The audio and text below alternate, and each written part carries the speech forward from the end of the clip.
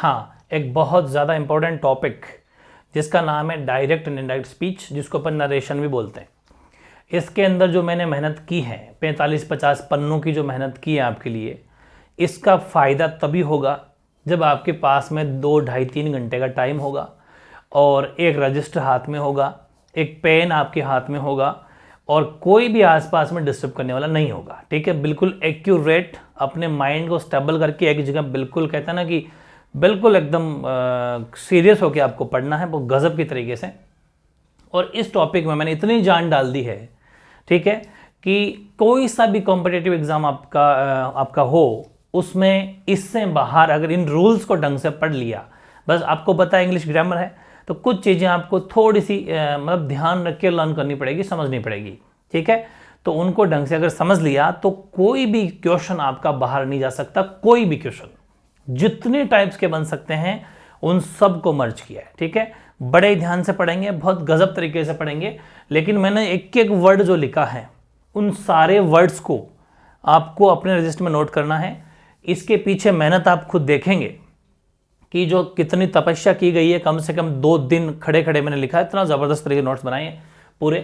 तो हेडिंग लगाओ direct and indirect speech, या फिर नरेशन बोल दो, चाहे कुछ ही बोल दो। ठीक है, अपन उसकी बात करने वाले हैं। तो ठीक है, शुरुआत करूंगा मैं आज के सेशन की मेरे एक एग्जाम्पल से। ठीक है, एग्जाम्पल मैंने लिया है, Ravi said to Vishnu you do not touch your bag yourself. ये मैंने एक डायरेक्ट है, ये क्या है, मैंने ये डायरेक्ट बनाया है। क्या बनाया है? डायरेक्ट। ये तो है डायरेक्ट, और इसका मैं आपको इनडायरेक्ट बना के सिखाता हूं, लेकिन फिर आप एक चेंज पाओगे। मैंने इसको लिखा रवि सेड टू को मैंने लिखा टोल्ड, विष्णु को तो विष्णु ही लिखा, Ravi said to Vishnu that. अब यहां मैं लिख रहा हूं ही, इसका चेंज कर दिया, इसकी जगह मैं लिख रहा हूं डिड नॉट। दिमाग को एक्टिव रखना। टच का टच लिख रहा हूं, टच तो फर्स्ट फॉर्म में, फर्स्ट फॉर्म में रख रहा हूं टच, इसको चेंज कर रहा हूं मैं यहां पर हिज, बैग को बैग, और योर सेल्फ को लिख रहा हूं हिमसेल्फ। आप एक चीज नोटिस पाएंगे, यह है इसका इनडायरेक्ट स्पीच, मतलब इनडायरेक्ट है ये। क्या क्या चेंज करा? सेड टू को टोल्ड में चेंज किया, यू को मैंने ही में चेंज किया, डू नॉट को डिड नॉट में चेंज किया, योर को हिज में चेंज किया, योर सेल्फ को हिमसेल्फ में चेंज किया। आप एक चीज पाएंगे, ये जितने भी चेंजेज होते हैं, ये जितने भी मैंने चेंज किए, ये सारे के सारे चेंज वेरी वेरी इंपॉर्टेंट है। बस यही सीखना है। अगर ये समझ में आ गया तो नरेशन का कोई सा भी क्वेश्चन बाहर नहीं जा सकता। तो आपको पता ही है, अपन कोई भी काम करते हैं उससे पहले उसकी प्लानिंग करते हैं, जिसको बोलते हैं प्री प्लानिंग। ठीक है, प्री प्लानिंग करते हैं कि भाई सेड टू को टोल्ड में कब बदलना है, यू को ही चेंज किया तो ये कौन सा चेंज है, डू नॉट को डिड नॉट, ये हेल्पिंग वर्ब में जो चेंज हुआ ये कैसे हुआ, फिर यहां पर योर को यहां पर हिज में चेंज किया, जो प्रोनाउन चेंज हुआ योर सेल्फ का हिमसेल्फ, ये प्रोनाउन चेंज हुआ तो कैसे हुआ। तो ये सब कैसे, कब, किसकी जगह क्या आएगा, उसके लिए कुछ बातें अपन को याद करनी पड़ेगी। तो इसको भी समझाऊंगा नहीं मैं, बस एक बताया है कि ये चेंजेस जो हो रहे हैं बस वो सीखेंगे। तो ये तो एग्जाम्पल भी उतारना है और बाद में ये समझ में भी आएगा। सबसे पहले जो कहते हैं ना, इंग्लिश बोलने के लिए जैसे एबीसीडी आनी चाहिए, वैसे क्या हिंदी बोलने के लिए कैखड़ी आनी चाहिए, वैसे ही कोई सा भी इंग्लिश ग्रामर का रूल पढ़ लो। 10th में जो बेसिक में लिखवाए थे हेल्पिंग वर्ब्स, वो आपको याद होनी चाहिए। आपको पता है प्रेजेंट सिंपल, मैं शॉर्ट में लिखूंगा, present continuous, present perfect, present perfect continuous, ऐसे पास्ट सिंपल। अब सिंपल को इंडेफिनिटिव बोल सकते हो, ये कोई जरूरी नहीं है कि अपन एस बोलें, इंडेफिनिटिव बोल सकते हैं, डजेंट मैटर। ठीक है, वैसे ही पास्ट कॉन्टिन्यूअस, पास्ट परफेक्ट, और ये आपका पास्ट परफेक्ट कॉन्टिन्यूअस। ठीक है, बेसिकली वैसे ज्यादातर प्रेजेंट पास्ट की हेल्पिंग आपको याद होनी चाहिए, फिर भी फ्यूचर लिख देता हूँ, future simple, future continuous, future perfect और फ्यूचर परफेक्ट कॉन्टिन्यूअस। ठीक है, चलो एक बार ये जानना बहुत ज़्यादा ज़रूरी है। क्या जानना ज़रूरी है? इनकी हेल्पिंग वर्ब्स। इसमें हेल्पिंग वर्ब बेसिकली अपन डू और डज का प्रयोग करते हैं, बेसिक चीज़ समझ लो। इसमें अपन helping verb is am are का प्रयोग करते हैं। ठीक है, इज एम आर। इसमें अपन हैज़ हैव, ठीक है, हैज़ या हैव का यूज़ करते हैं। इसके अंदर अपन हैज़ बीन और हैव बीन का यूज़ करते हैं। हैज़ बीन या हैव बीन का यूज़ करते हैं।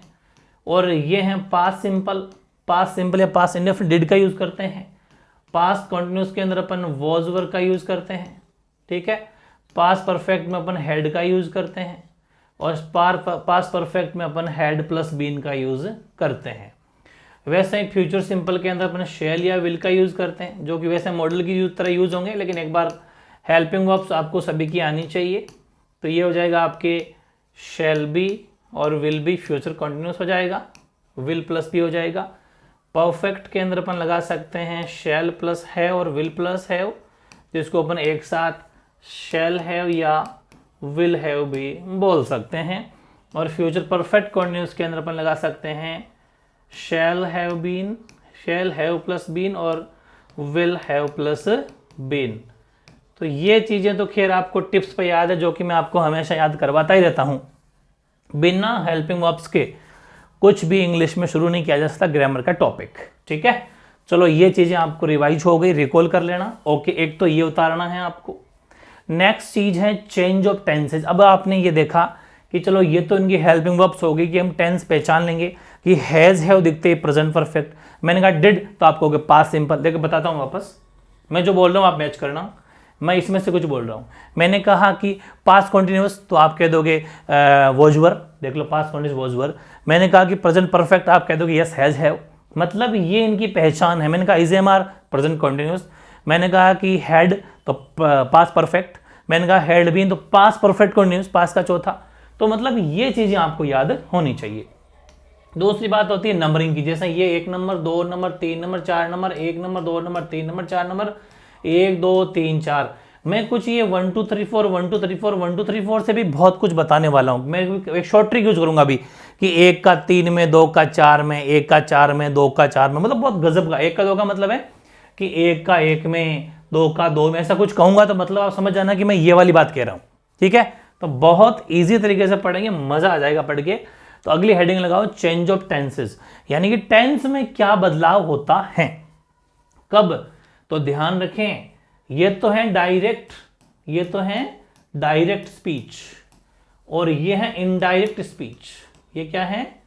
इनडायरेक्ट स्पीच, ठीक है। अच्छा एक बात और समझो, जो मैंने फर्स्ट एग्जांपल लिया था आपके, कहां लिया था, ये रहा। तो इसका एक बात का ध्यान रखना, जो इन्विटेड कोमा से पहले होता है, देखो ये रवि सेड टू विष्णु और ये कोमा है, ये इतना सा रवि सेड टू विष्णु और कोमा, इसे बोला जाता है शॉर्ट में रिपोर्टिंग वर्ब। इसे क्या बोला जाता है, ये भी जरूर लिखना भाई, रिपोर्टिंग वर्ब, जिसको अपन शॉर्ट में कह सकते हैं आरवी। तो मैं जहां पर भी आरवी यूज करूं, इन द सेंस कि वहां पर रिपोर्टिंग वर्ब है। बाकी जो भी बच गए पूरा यहां से लेके यहां तक, इसे बोला जाता है रिपोर्टेड स्पीच, ठीक है ना। इसको क्या बोला जाता है, रिपोर्टेड स्पीच। ये भी वेरी इंपॉर्टेंट है, शॉर्ट में लिख देंगे अपन R.S, ओके। ये भी आपको नोट करना बहुत ज्यादा इंपॉर्टेंट, ठीक है। और इसके बाद वापस आते हैं अपने पॉइंट पर। हाँ अब सुनो, ये डायरेक्ट में अगर आपको बहुत गजब का, जो अब फर्स्ट एग्जाम्पल आपको ऑटोमेटिक समझ में आएगा कि अच्छा ऐसा होता है, यस।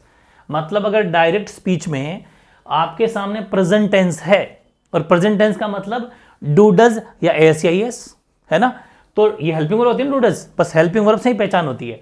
तो डू डज को मतलब प्रेजेंट सिंपल को चेंज करना है पास्ट सिंपल में, डिड में। और दूसरी बात, पास्ट सिंपल हमेशा लेता है वर्ब की सेकंड फॉर्म, ये मैंने आपको पहले बता रखा है। और ये लेता है वर्ब की फर्स्ट फॉर्म के साथ में एस या एस, बिल्कुल सही है। प्रेजेंट डायरेक्ट स्पीच के अंदर प्रेजेंट कंटिन्यूस वाला टेंस है, सेंटेंस है या टेंस है की बात है, इज एम आर। मैंने नीचे क्या लिखा है, आपको नीचे वाली चीज अगर याद है तो ना भी लिखो तो भी चल जाएगा। कैसे? हमें पता है प्रेजेंट कंटिन्यूस का मतलब है is am are plus verb की फर्स्ट फॉर्म प्लस आईएनजी, जो मैंने टेंस से पहले पढ़ रखा है। तो यानी कि मैं अगर एक बात और मॉडिफाई करना चाहूं तो इसमें यह भी कर सकता हूं कि ये वर्ब की फर्स्ट फॉर्म के साथ में एस एस लेता है, ये वर्ब की फर्स्ट फॉर्म के साथ में आईएनजी लेता है कंटिन्यूस वाला। और मैंने एक ट्रिक बताई थी, हर किसी का 2 नंबर वर्ब की फर्स्ट फॉर्म के साथ में आईएनजी लेता है ना। ये भी वर्ब की फर्स्ट फॉर्म के साथ में आईएनजी लेता है ना, 2 नंबर और 4 नंबर। इसे इसका भी 4 नंबर वर्ब की फर्स्ट फॉर्म के साथ में आईएनजी लेता है, बस शर्त है कि इसके साथ में टाइम आता है ना, ये फर्क है। वैसे ही इसका देखो, वर्ब की फर्स्ट फॉर्म के साथ में आईएनजी लेता है, साथ में टाइम भी आता है, इसमें एक फ़र्क है, इनमें दोनों में यही फ़र्क है। और ये जो ये रहा वर्ब की फर्स्ट फॉर्म प्लस आईएनजी लेता है, प्लस टाइम आ जाएगा। तो मतलब कितना सिंपल है। और हर किसी का 3 नंबर, उसमें हमेशा वर्ब की थर्ड फॉर्म आती है। कोई सा भी 3 नंबर हो, चाहे वो प्रेजेंट का परफेक्ट हो, चाहे पास्ट का परफेक्ट हो, चाहे फ्यूचर का परफेक्ट हो, वो हमेशा क्या लेगा, वो वर्ब की थर्ड फॉर्म लेगा। डजंट मैटर, बहुत ज़्यादा इंपॉर्टेंट है। V3 तो बहुत गजब का ये रूल भी आपको याद करना है, एक से बढ़ एक है, जिसको प्रॉपर तरीके से अपन याद करेंगे, तो ध्यान देना, ठीक है। अब मैं वापस आता हूँ, तो देखो प्रेजेंट कंटिन्यूस की मैं अगर बात करूँ तो यहाँ पर आपको पता ही है, बस हेल्पिंग देखो मत भलाई, आप तो इतना सा देख लो कि प्रेजेंट सिंपल को पास्ट सिंपल में चेंज करना है जब डायरेक्ट से इनडायरेक्ट बनाएंगे, प्रेजेंट कंटिन्यूस को पास्ट कंटिन्यूस में चेंज करना है, प्रेजेंट परफेक्ट को पास्ट परफेक्ट में चेंज करना है। हालांकि मैंने नीचे इनकी हेल्पिंग वर्ब भी लिख दिया आपकी सुविधा के लिए कि कौन से टेंस की क्या हेल्पिंग वर्ब होती है और जब बदलेगा तो उसमें क्या जाएगा। अब एक चीज का नोटिस करना, आप अपने जब एक्टिव पैसिव पढ़ा था तो एक्टिव पैसिव में भी टेंस तो इसी तरह से चेंज हुए थे, लेकिन वहां पर वर्ब की हमेशा थर्ड फॉर्म आई थी। अरे याद है ना, मतलब जब अपने एक्टिव पैसिव पढ़े थे तो वहां पर चाहे टेंस कोई सा भी हो, जब एक्टिव से पैसिव बनाते हैं तो पैसिव में हमेशा वर्ब की थर्ड फॉर्म आती है। लेकिन डायरेक्ट इनडायरेक्ट में ऐसा नहीं होता, इसमें जिस टेंस में बदली तो उस टेंस की ही हेल्पिंग वर्ब आएगी, उसी की वर्ब आएगी। जैसे देखो प्रेजेंट कंटिन्यूअस को अपन ने पास्ट कंटिन्यूअस बदला, तो यहां पर इसमें भी क्योंकि ये पास्ट कंटिन्यूअस है तो ये वर्ब की फर्स्ट फॉर्म प्लस आईएनजी लेता है, तो उसी में आया। जैसे प्रेजेंट परफेक्ट में वर्ब की थर्ड फॉर्म होती है तो पास्ट परफेक्ट में भी वर्ब की थर्ड फॉर्म होती है। अब जैसे यहां देख लो कि यहां पर ये वर्ब की फर्स्ट फॉर्म लेता है, डू डज या वर्ब की फर्स्ट फॉर्म के साथ में ऐसे लगता है, लेकिन यहां देख लो ये पास्ट सिंपल में चेंज हुआ, पास्ट इंडेफिनिट में चेंज हुआ तो उसकी हेल्पिंग वर्ब डिड होती है, लेकिन वर्ब की भी वही सेकंड फॉर्म लेगा क्योंकि पास्ट सिंपल सेकंड फॉर्म लेता है, ठीक है। तो ये जरूर ध्यान रखना है कि डायरेक्ट इनडायरेक्ट और इसके अंदर मेन एक ही डिफरेंस है, वो डिफरेंस ये है कि उसमें तो सब में वर्ब की थर्ड फॉर्म है, लेकिन ये अकॉर्डिंग टू टेंस वर्ब की फॉर्म लेता है, ठीक है। बहुत गजब का क्वेश्चन है, मतलब टॉपिक है। नेक्स्ट देखें अपन, प्रेजेंट परफेक्ट कंटिन्यूअस की हेल्पिंग होती है हैज बीन और have been plus V1 plus ING होती है। इसको पास्ट परफेक्ट के अंदर चेंज कर देंगे अपन, had been plus V1 plus ING change कर देंगे। अब चलो ये तो 4 हो गया, 4 एक साथ याद हो जाएंगे आपको कि इसका एक नंबर उसके एक नंबर में, समझ में आ गई ना। प्रेजेंट का एक नंबर पास्ट के एक नंबर में, प्रेजेंट का 2 नंबर पास्ट के 2 नंबर में, प्रेजेंट का 3 नंबर पास्ट के 3 नंबर में, प्रेजेंट का 4 नंबर पास्ट के 4 नंबर में, जो मैंने अभी आपको नंबरिंग बताई थी कि वैसा नंबर मैं बोलने वाला हूं। अब आगे आता हूं, अब आ गया साहब पास्ट सिंपल खुद ही, मतलब पास्ट का एक नंबर पास्ट के ही उस खुद के ही 3 नंबर में, ठीक है ना। मतलब पास्ट सिंपल कैसे पहचान होगी, ओपन को पहले चार्ट मैंने बता दिया कि वर्ब की सेकंड फॉर्म के साथ में आपको डिड नजर आएगा, इसका मतलब समझ जाना कि वो पास्ट सिंपल है। तो उसका जब इनडायरेक्ट बनाओगे तो उसको चेंज करोगे पास्ट परफेक्ट में, मतलब कि पास्ट परफेक्ट का मतलब क्या होता है, हेड प्लस V3, क्योंकि पास्ट का 3 नंबर है, तो ये ध्यान रखें। फिर अगला पास्ट कंटिन्यूअस अगर आ जाए, वॉज वर या V1 प्लस आईएनजी आ जाए तो उसको पास्ट परफेक्ट कंटिन्यूअस में चेंज करना है, मतलब वॉज वर को हैड बीन में चेंज करना है, यानी कि इसके 2 नंबर को इसी के 4 नंबर में चेंज करना है, इसी के 4 नंबर में चेंज करना है। जबकि ये तो सब डिफरेंट था, इसका एक उसका एक, इसका 2 उसका 2, मतलब प्रेजेंट पास्ट का खेल था, ये तो प्रेजेंट और पास्ट का खेल था, ठीक है। लेकिन यहां पर पास्ट पास्ट है, ये दोनों ही पास्ट है, खुद का खुद में ही चेंज करना है, ठीक है ना। अब आगे दोनों लिखा है अपने कि पास्ट परफेक्ट नो चेंज और पास्ट परफेक्ट कंटिन्यूअस भी नो चेंज, इनमें कोई चेंज नहीं होगा, ये एज इट इज वो के वो लिख दिए जाएंगे। लेकिन बेसिकली बिना चेंज होने वाले वैसे पूछते भी नहीं है, और वैसे हेड प्लस V3 पूछता है, हेड प्लस V1 पूछता है, तो as it is no change, वो का वो आएगा। तो इसका मतलब ये हुआ कि डायरेक्ट इनडायरेक्ट में बेसिकली जो याद करना है वो याद करने 4 तो ये, और इसका 1 नंबर इसी का 3 नंबर, ठीक है, मतलब पास्ट वाला, और इसका 2 नंबर इसी का 4 नंबर, बस इतना सा ही याद करना है, बाकी कोई जरूरत नहीं है ज्यादा, इससे ही पूछा जाता है। और बाकी मॉडल जो हैं जैसे कैन को कुड में, शेल को शुड में, विल को वुड में, वो अपन कर लेंगे, मस्ट को माइट में, वो थोड़ा सा और है, बाकी इसमें कोई चेंजेस नहीं है, बस इसको आपको दिमाग में फिट करना है। जैसे ये मॉडल चेंज लिख दिया मैंने, ठीक है, विल को वुड में, शेल को शुड में, कैन को कुड में और मे को माइट में, तो ये भी कुछ मॉडल चेंज है जिसको अपन को ये आएगा आपके डायरेक्ट में, तो इसको चेंज करना है जब इनडायरेक्ट स्पीच में, तो आप इसमें चेंज कर दोगे, ठीक है। तो ये बेसिक सी बातें हैं जो अपन को याद रखनी है। और हमें याद रखना है सबसे बड़ी चीज है प्रोनाउन चेंज, ये बहुत ज्यादा इंपॉर्टेंट है। लेकिन प्रोनाउन चेंज मैंने जो टेबल बनाई है, इस टेबल की एक खास बात और है इस टेबल में एक खास बात और रखी है मैंने, उसको भी पकड़ना है। कैसे? इस प्रोनाउन चेंज में बेसिकली 4 जो हैं केस होते हैं, subjective case, possessive case, objective case और रिफ्लेक्सिव केस।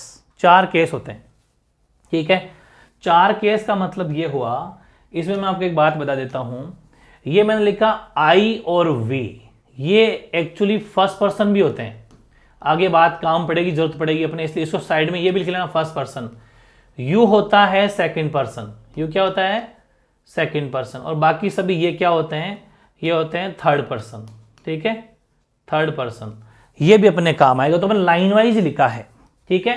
तो अपने इसमें क्या है, जैसे एक्टिव पैसिव अपने पढ़ा था, उसमें तो सब्जेक्टिव से ऑब्जेक्टिव सिर्फ 2 की जरूरत पड़ रही थी, है ना, कि आई को अपन मी में चेंज करते हैं, वी को अस में, यू को यू में, ही को ही में, शी को हर में, इट को इट में, देखो देम में। लेकिन इस डायरेक्ट इनडायरेक्ट के अंदर 4 केस की जरूरत पड़ेगी। ये सब्जेक्टिव केस है, ये पजेसिव केस है, ये ऑब्जेक्टिव केस है, ये रिफ्लेक्सिव केस है। केस भी करना चाहिए, ठीक है। ये केस है आई, माई, मी, माई सेल्फ, ठीक है। इसको एक टेबल मैंने और भी बनाई है, अगर आप देखना चाहेंगे तो मी और माइन भी उसके अंदर होता है, शायद वो टेबल भी यहीं पर होगी, ज्यादा जरूरत नहीं, ज्यादा ये रही, ये देखो, इसको देखना, वरना आई, माई या माइन, ठीक है। एक काम करना, आप इसी को रखना, फिर उसको अपन कर देते हैं डिलीट, इसको अपन डिलीट कर देते हैं।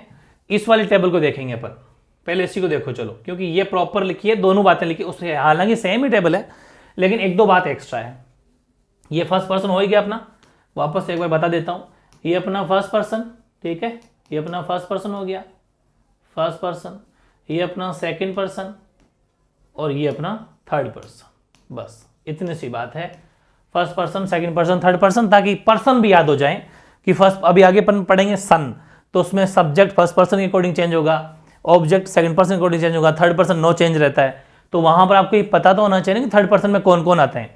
तो थर्ड पर्सन में ही, शी, इट, दे आते हैं, सेकंड पर्सन में यू आता है, फर्स्ट पर्सन में आई और वी आते हैं, ठीक है, ओके।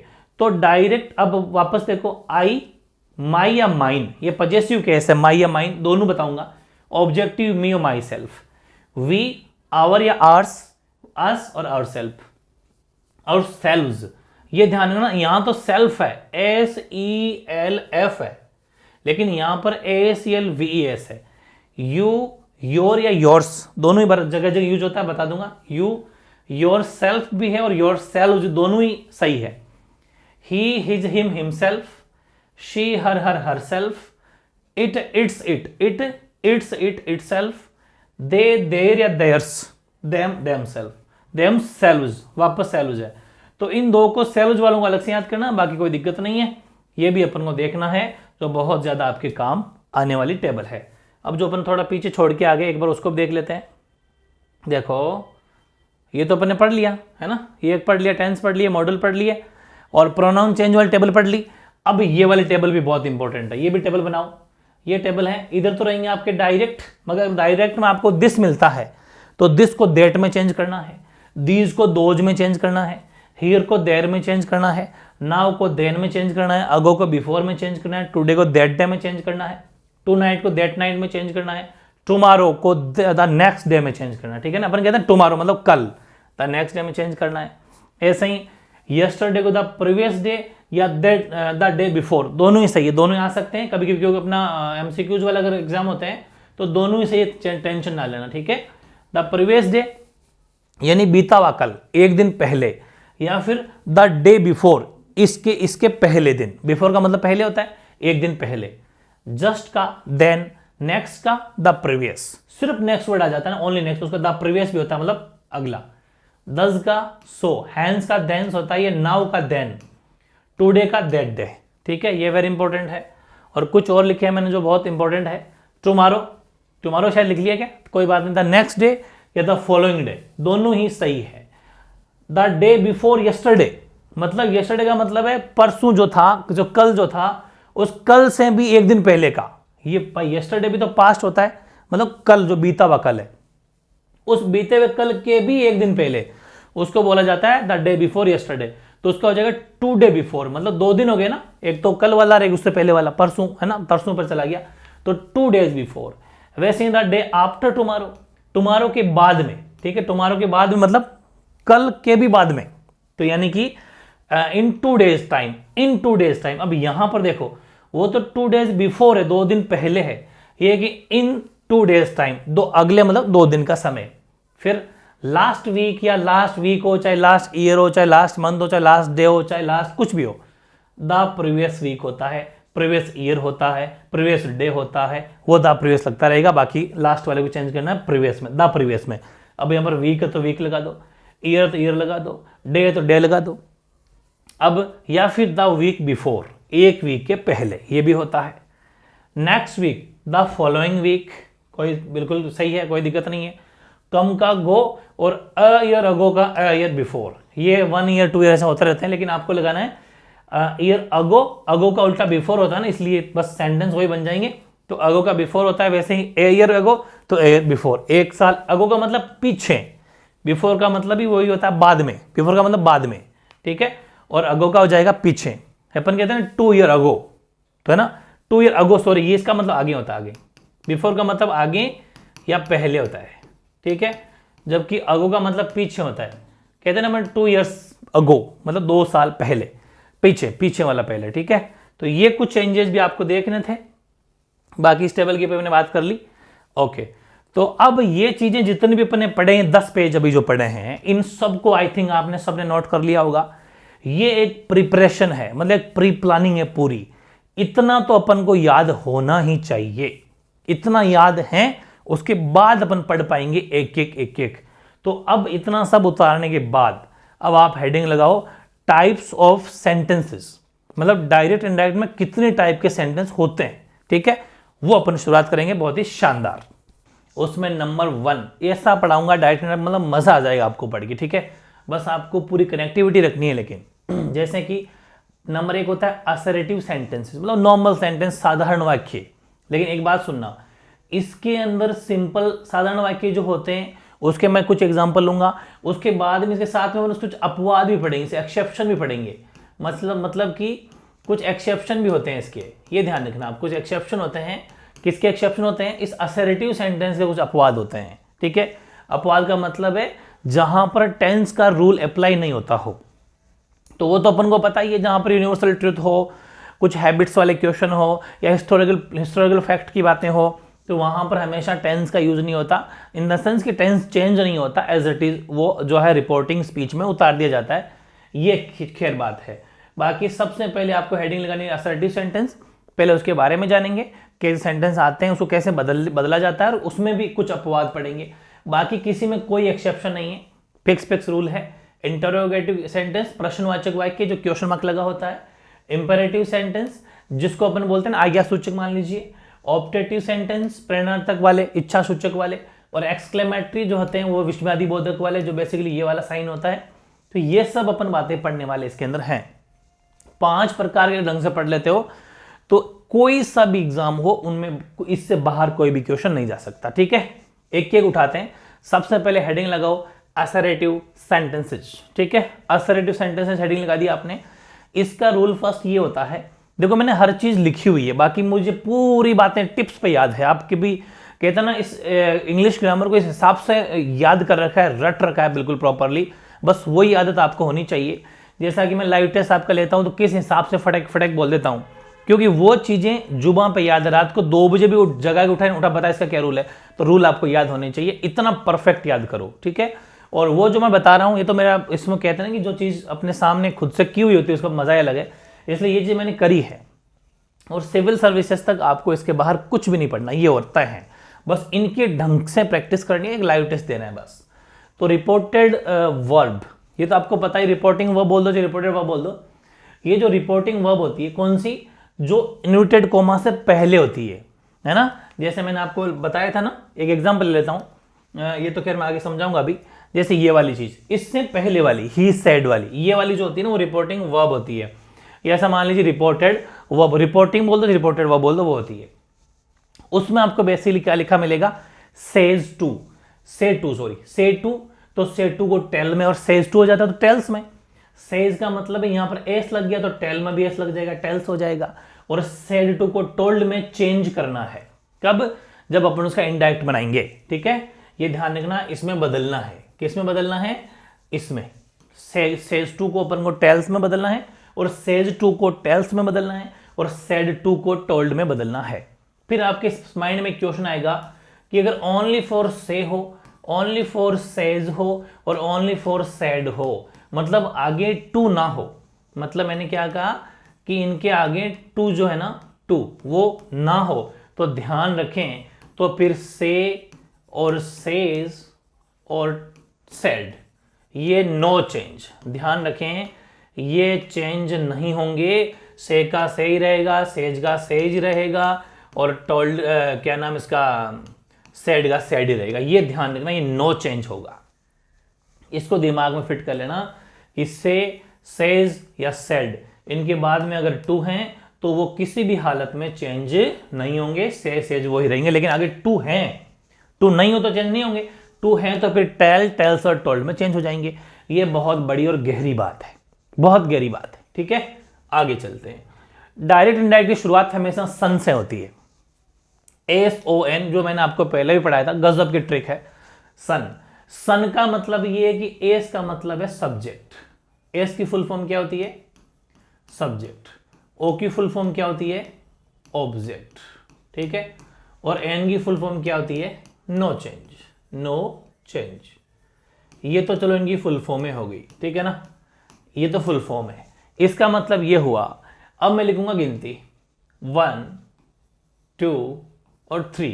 ये 1 2 3 क्या है, मैंने आपको पहले बताया था, जब मैंने आपको प्रोनाउन चेंज वाली पूरी टेबल अभी बताई थी, उसमें मैंने आपको ये चीज बताई थी कि फर्स्ट पर्सन, सेकंड पर्सन और थर्ड पर्सन भी अपन को याद करना है। तो यहाँ 1 का मतलब फर्स्ट पर्सन है, 2 का मतलब सेकंड पर्सन है, 3 का मतलब थर्ड पर्सन है। ठीक है, तो ध्यान रखें, इस फर्स्ट का मतलब फर्स्ट पर्सन। एक बार मैं एक काम करता हूं, ऐसा ही रखता हूं, बस शॉर्ट में लिख देता हूं फर्स्ट पर्सन, ताकि आपको वो काउंटिंग एक बहुत शानदार तरीके से याद रहेगी। 2 का मतलब हो जाएगा सेकंड पर्सन, ठीक है, सेकंड पर्सन, और ये हो जाएगा थर्ड पर्सन।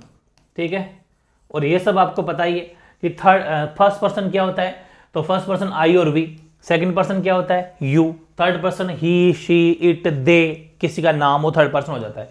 तो ध्यान रखें, ये बहुत गजब की बात है कि फर्स्ट पर्सन सब्जेक्ट के अकॉर्डिंग चेंज होगा, सेकंड पर्सन ऑब्जेक्ट के अकॉर्डिंग चेंज होगा, और थर्ड पर्सन नो चेंज, यानी चेंज नहीं होगा, जो है वो ही रहेगा। समझ में आ गई ना। इसलिए सन को पढ़ना बहुत ज्यादा जरूरी है, ये बहुत ज्यादा मोस्ट इंपॉर्टेंट है, इस बात को आपको जानना बहुत जरूरी है। सन 1 2 3, सन और 1 2 3। 1 का मतलब फर्स्ट पर्सन, 2 का मतलब second person, third person. First person I और वी, अभी लिखवाया था मैंने पीछे आपको, चाहो तो आप ब्रैकेट में अलग से भी लिख सकते हो। ये रहा आपका फर्स्ट पर्सन, अलग से भी लिख सकते हो, कोई दिक्कत नहीं है ना। वैसे वहां पर लिख लिया तो कोई जरूरत भी नहीं है। फर्स्ट पर्सन हो जाएगा आपका आई और वी, सेकंड पर्सन आपका यू, और थर्ड पर्सन आपका ही हो गया, शी हो गया, किसी का नाम हो गया, इट हो गया, नाम हो गया, दे हो गया। ठीक है, ये सब आपके थर्ड पर्सन में आ जाते हैं, तो कोई दिक्कत वाली बात नहीं है। Second person only for you आता है, ये चीज आपको ध्यान रखनी। यू जो है वो ऑब्जेक्ट के अकॉर्डिंग चेंज होता है। अभी बता दूंगा क्या सब्जेक्ट होता है, क्या ऑब्जेक्ट होता है, अपन आगे बात करने वाले हैं। तो एग्जांपल देखते हैं, जैसे कि ये फर्स्ट एग्जांपल है, he said I am playing cricket. ये डायरेक्ट है, क्या है, डायरेक्ट है। और इसका बनाना अपन को इनडायरेक्ट। बेसिकली मैं ऊपर जो भी लिखूंगा व्हाइट पेन से लगभग, वैसे कोई इशू नहीं है, लेकिन वो डायरेक्ट से अपन इनडायरेक्ट ही बना रहे हैं। और डायरेक्ट से इनडायरेक्ट बनाना सीख जाओगे तो इनडायरेक्ट से डायरेक्ट बनाना तो कुछ भी नहीं है, वही उसी का उल्टा हो जाएगा, उसमें कोई फर्क नहीं पड़ता। ही said I am playing cricket, direct है, उसका इनडायरेक्ट ही। अब समझना, मैंने आपको अभी एक चीज लिखा दी कि सेड के बाद में टू है क्या, तो सेड के बाद में टू नहीं है, तो सेड का सेड ही रहेगा। हालांकि मैंने तीनों एग्जाम्पल वैसे ही ले लिए, कोई बात नहीं, ढेरों एग्जाम्पल है आगे। अगर सेड के बाद में टू होता तो अपन सेड को किसे बदल लेते, टोल्ड में। देखो जो मैंने अभी आपको बात लिखवाई कि अगर ये तो ये चीज ये थी कि सेड के बाद में अगर ये रहा कि सेड के बाद में अगर टू होता तो अपन उसको टोल्ड में चेंज कर लेते, ठीक है। लेकिन अभी ये चेंज नहीं होगा क्योंकि टू नहीं है, तो ही सेड कंजक्शन दैट लगेगा। तो पूरी बात को समझो, कंजक्शन का मतलब ये होता है, यहां लिख देता हूं, असर्टिव सेंटेंस में कंजक्शन। इस बात को समझना भाई, असर्टिव सेंटेंस में लिख लेना यहीं पर नोट्स अपने। असर्टिव सेंटेंस में कंजक्शन दैट लगता है, जैसे इंटरोगेटिव सेंटेंस में इफ या वेदर लगता है। डब्ल्यूएस फैमिली में कोई कंजक्शन नहीं लगता। कंजक्शन का मतलब क्या होता है, दो सेंटेंस को आपस में जोड़ना। जैसे कि कोमा होता है, तो उसी पे लेके चलता हूं। ये कोमा है, ये कोमा इन्वर्टेड कोमा, तो कोमा और इन्वर्टेड कोमा को हटाकर इसको और इसको आपस में जोड़ना, दैट इज वो कॉल्ड आर कॉल्ड कंजक्शन। वही क्या कहलाता है, कंजक्शन कहलाता है, मतलब किन्हीं दो वाक्यों को सेंटेंस को आपस में जोड़ना। तो ही सेड दैट, कंजक्शन लगेगा। अब बड़ी बात है वो ये है कि जो ये ही है, समझे आप, ये जो ही है, ही क्या है, तो इस बात को समझो कि एक बात में पूरी बात ध्यान से समझना है। इन्वर्टेड कोमा से पहले ये सब्जेक्ट होता है और सेड टू के बाद में कुछ होता तो वो ऑब्जेक्ट होता, खैर वो अभी नहीं है। इसके बाद में जैसे अगला सेंटेंस शुरू होता है तो ये आपका सब्जेक्ट होता है और इसके बाद में हेल्पिंग वर्ब वगैरह चलती रहती है। तो वैसे ही क्या हुआ, यहां पर अपने ही का हीर का सेड का कंजक्शन दैट लगा दिया। अब नेक्स्ट सब्जेक्ट अपने ही भरा। यहां पर ही सब्जेक्ट क्यों भरा, वो आई की वजह से चेंज हो गया ही में। क्यों हुआ, क्योंकि आई है फर्स्ट पर्सन। आई क्या है, फर्स्ट पर्सन। आप चाहें तो मैंने आपको वैसे लिख रखा है ना, ये लिख रखा है फर्स्ट पर्सन आई है, तो आई फर्स्ट पर्सन है। और फर्स्ट पर्सन मैंने कहा था ना, son SON, first person according to subject change होगा। सब्जेक्ट कौन सा, जो इन्वर्टेड कॉमा के सबसे पहले, तो सब्जेक्ट निकला ही। तो ध्यान रखें, आई कन्वर्ट इनटू ही, जो वहां पर है वो कब आ जाएगा। वहां पर आपके माइंड में ये आ रहा होगा, अगर किसी का नाम है जैसे कि मोहन है ना, कोई सा भी नाम है तो वही नाम आ जाएगा। वरना कहीं कहीं पर ऐसा भी है कि जैसे अपन ही या शी होता है तो ही या शी लगा देते हैं, वो डिपेंड करता है, बता दूंगा। जब बेसिकली कोई नाम, कभी कभी नाम भी दो ऐसे होते हैं, अपन ही या शी भरना है कभी कभी, तो वहां पर ये भी देखना है कि वो मतलब मेल, मतलब कि मेल वाला जो नाम होता है ना, ही को ज्यादा प्रेफरेंस देना, आगे बताऊंगा। तो ही सेड दैट ही, चलो ही समझ में आ गया कि आई की वजह से ही चेंज हुआ। फिर है हेल्पिंग वर्ब एम, बिल्कुल सिंपल सेंटेंस है, दिमाग में टेंशन मत लेना। आप सोचेंगे असरेटिव सेंटेंस की क्या पहचान होती है, तो असरेटिव सेंटेंस की पहचान ये होती है कि ना तो इंटरोगेटिव क्वेश्चन मार्क होता है, ना ही मतलब क्वेश्चन मार्क नहीं होगा, ना एक्सक्लेमेटरी साइन रहेगा, नहीं तो ये वाला चिन्ह रहेगा, नहीं ये वाला चिन्ह रहेगा, ना ही बीच में कहीं पर नोट रहेगा। तो आप समझ जाना वो असरेटिव सेंटेंस है, तो ये रूल लग जाएंगे। तो मोहन सैड, अच्छा हाँ आगे देखो, ही, अब यहां पर एम है, एम का मतलब इज एम आर, कौन सा टेंस है, प्रेजेंट कॉन्टिन्यूस टेंस। स्टार्टिंग में मैंने आपको एक पूरी शुरुआती 10 पेज याद करने के लिए बोला था, तो कन्वर्ट इनटू टेंस चेंज करने वाला समझ लो। प्रेजेंट कॉन्टिन्यूस टेंस को चेंज करना है पास्ट कॉन्टिन्यूस टेंस, मतलब इज एम आर को चेंज करना है वॉज वर्ब में, और वॉज वर्ब के साथ वर्ब की फर्स्ट फॉर्म प्लस आईएनजी आती है, वो हमें सबको पता ही, चार्ट याद है।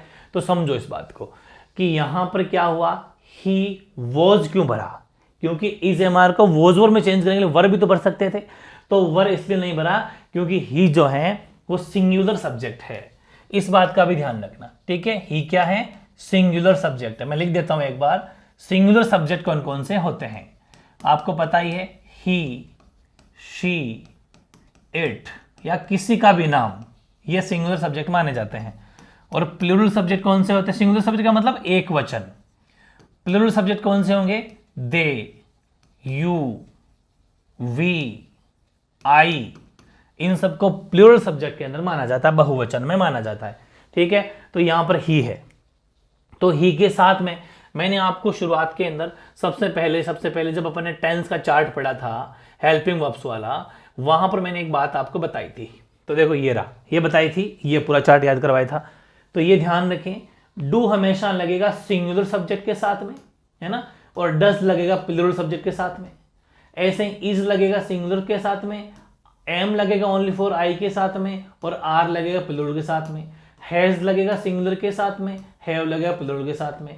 हैज बीन सिंगुलर के साथ में, हैव बीन प्लूरल के साथ में। लेकिन डिड अकेला ही है, तो डिड लगेगा सिंगुलर और प्लूरल दोनों के साथ में, ये तो अकेला ही है। और वोज लगेगा सिंगुलर के साथ में, वर लगेगा प्लूरल के साथ में, ये अकेला ही है। तो बाकी और फ्यूचर मॉडल के अकॉर्डिंग चलता है, वो खैर अलग चीज है। तो ध्यान रखें, क्योंकि मैं शैल विल फ्यूचर बहुत अलग से पढ़ाने वाला हूँ, बहुत शानदार आज चीज पढ़ेंगे। तो हमारा भी यहाँ पर क्या है, हमारे यहाँ पर वोज, क्या है यहाँ पर वोज है, तो वोज आएगा सिंगुलर के अकॉर्डिंग, ठीक है ना। तो बिल्कुल सही है, वोज सिंगुलर के साथ में लगता है, बिल्कुल सही है। तो वोज को सिंगुलर के अकॉर्डिंग लगाना है, तो ये लो, इसका मतलब ये है कि वॉज सिंगुलर सब्जेक्ट के साथ में लगता है, तो वॉज लगेगा ही के साथ में, डन, वर नहीं आएगा। तो ही वॉज, बाकी प्लेइंग क्रिकेट नो चेंज, अगला, Mohan said Mamata does not like oily things, मतलब मोहन कहता है कि ममता को ऑयली थिंग्स का मतलब है तेली चीजें खाना पसंद नहीं है, तो मोहन सेड का मोहन सेड ही रहेगा, ठीक है, क्योंकि टोल्ड नहीं होगा, सेड टू नहीं है, ठीक है। कंजक्शन दैट आ गया। ममता का ममता ये नाम है, थर्ड पर्सन, देखो मैंने कहा third person no change, third person किसी का नाम थर्ड पर्सन नो चेंज होगा, ममता का ममता ही, लेकिन डज नॉट है, क्या है, डज नॉट का मतलब ये कौन सा टेंस है, डू नॉट, डज नॉट। आप ये मत सोचना कि मैंने कहा था कि नोट आ गया, वैसे कोई बात नहीं, नॉर्मल सेंटेंस ही है ना, अलग से नोट वाला नहीं, नोट तो क्या आ सकता है भाई, नोट तो आ सकता है, कोई दिक्कत नहीं, do not does not simple present simple tense ही तो है, तो डज नॉट आ गया, Mamata does not like oil things, तो है तो असर्टिव सेंटेंस, मतलब ये दोनों नहीं होने चाहिए, और वैसे भी कोई पहचान कोई पूछेगा नहीं, वो तो वैसे ही बता रहा था, ऐसे कोई नहीं पूछेगा कि कौन सा सेंटेंस है असर्टिव वगैरह, अगर पूछ भी लेता है तो कोई दिक्कत वाली बात नहीं है। ज्यादातर क्वेश्चन मार्क और एक्सक्लेमेटरी पूछते हैं, जो अपन को चिन्ह से ही पता चल जाता है कि ये विस्मयादि बोधक एक्सक्लेमेटरी है और ये प्रश्नवाचक इंटरोगेटिव है।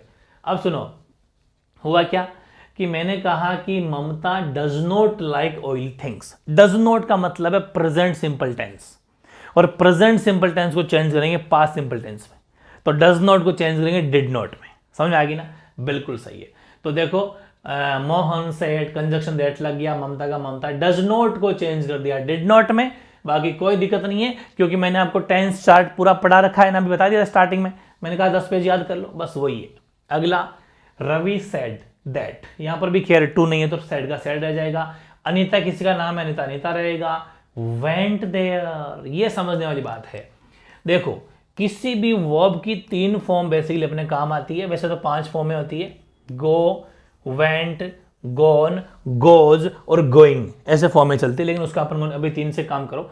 गो, वेंट, गोन, यहां पर भरा हुआ है वेंट, वेंट लिखा हुआ है, इसका मतलब वर्ब की सेकंड फॉर्म तो सिर्फ और सिर्फ पास्ट सिंपल टेंस में आती है भाई, बात तो बिल्कुल सही है, मतलब पास्ट सिंपल टेंस है, इसका मतलब ये हुआ, ठीक है। और पास्ट सिंपल मैंने कहा था कि पास्ट सिंपल उसी के किस में जाएगा, ये पूरा चार्ट में लिखवा रखा है 3 नंबर में, है ना, तो देखो मैंने आपको ये पूरा चार्ट लिखवा रखा है, यहां अपन अगर देखें, देखो ये आप कंफ्यूज बिल्कुल नहीं होना, ये रहा, ये देखो पास्ट सिंपल जाएगा उसी के 3 नंबर में, पास्ट परफेक्ट में हेड प्लस V3, याद आया। तो ये चीजें तो अपन को याद करनी है, 100% घोटनी है, तब बात बन जाएगी। तो देखो कहां पर थे अपन, यहां थे, ठीक है, तो यहां क्या आ जाएगा कि वो तो पास्ट सिंपल है, हमने पहचान कर ली, वर्ब की सेकंड फॉर्म तो दुनिया में सिर्फ एक ही टेंस बना है, पास्ट सिंपल, तो कन्वर्ट इनटू पास्ट परफेक्ट, और पास्ट परफेक्ट की हेल्पिंग होती है हेड, और वर्ब की आती है थर्ड फॉर्म, तो यहां पर आएगी अनीता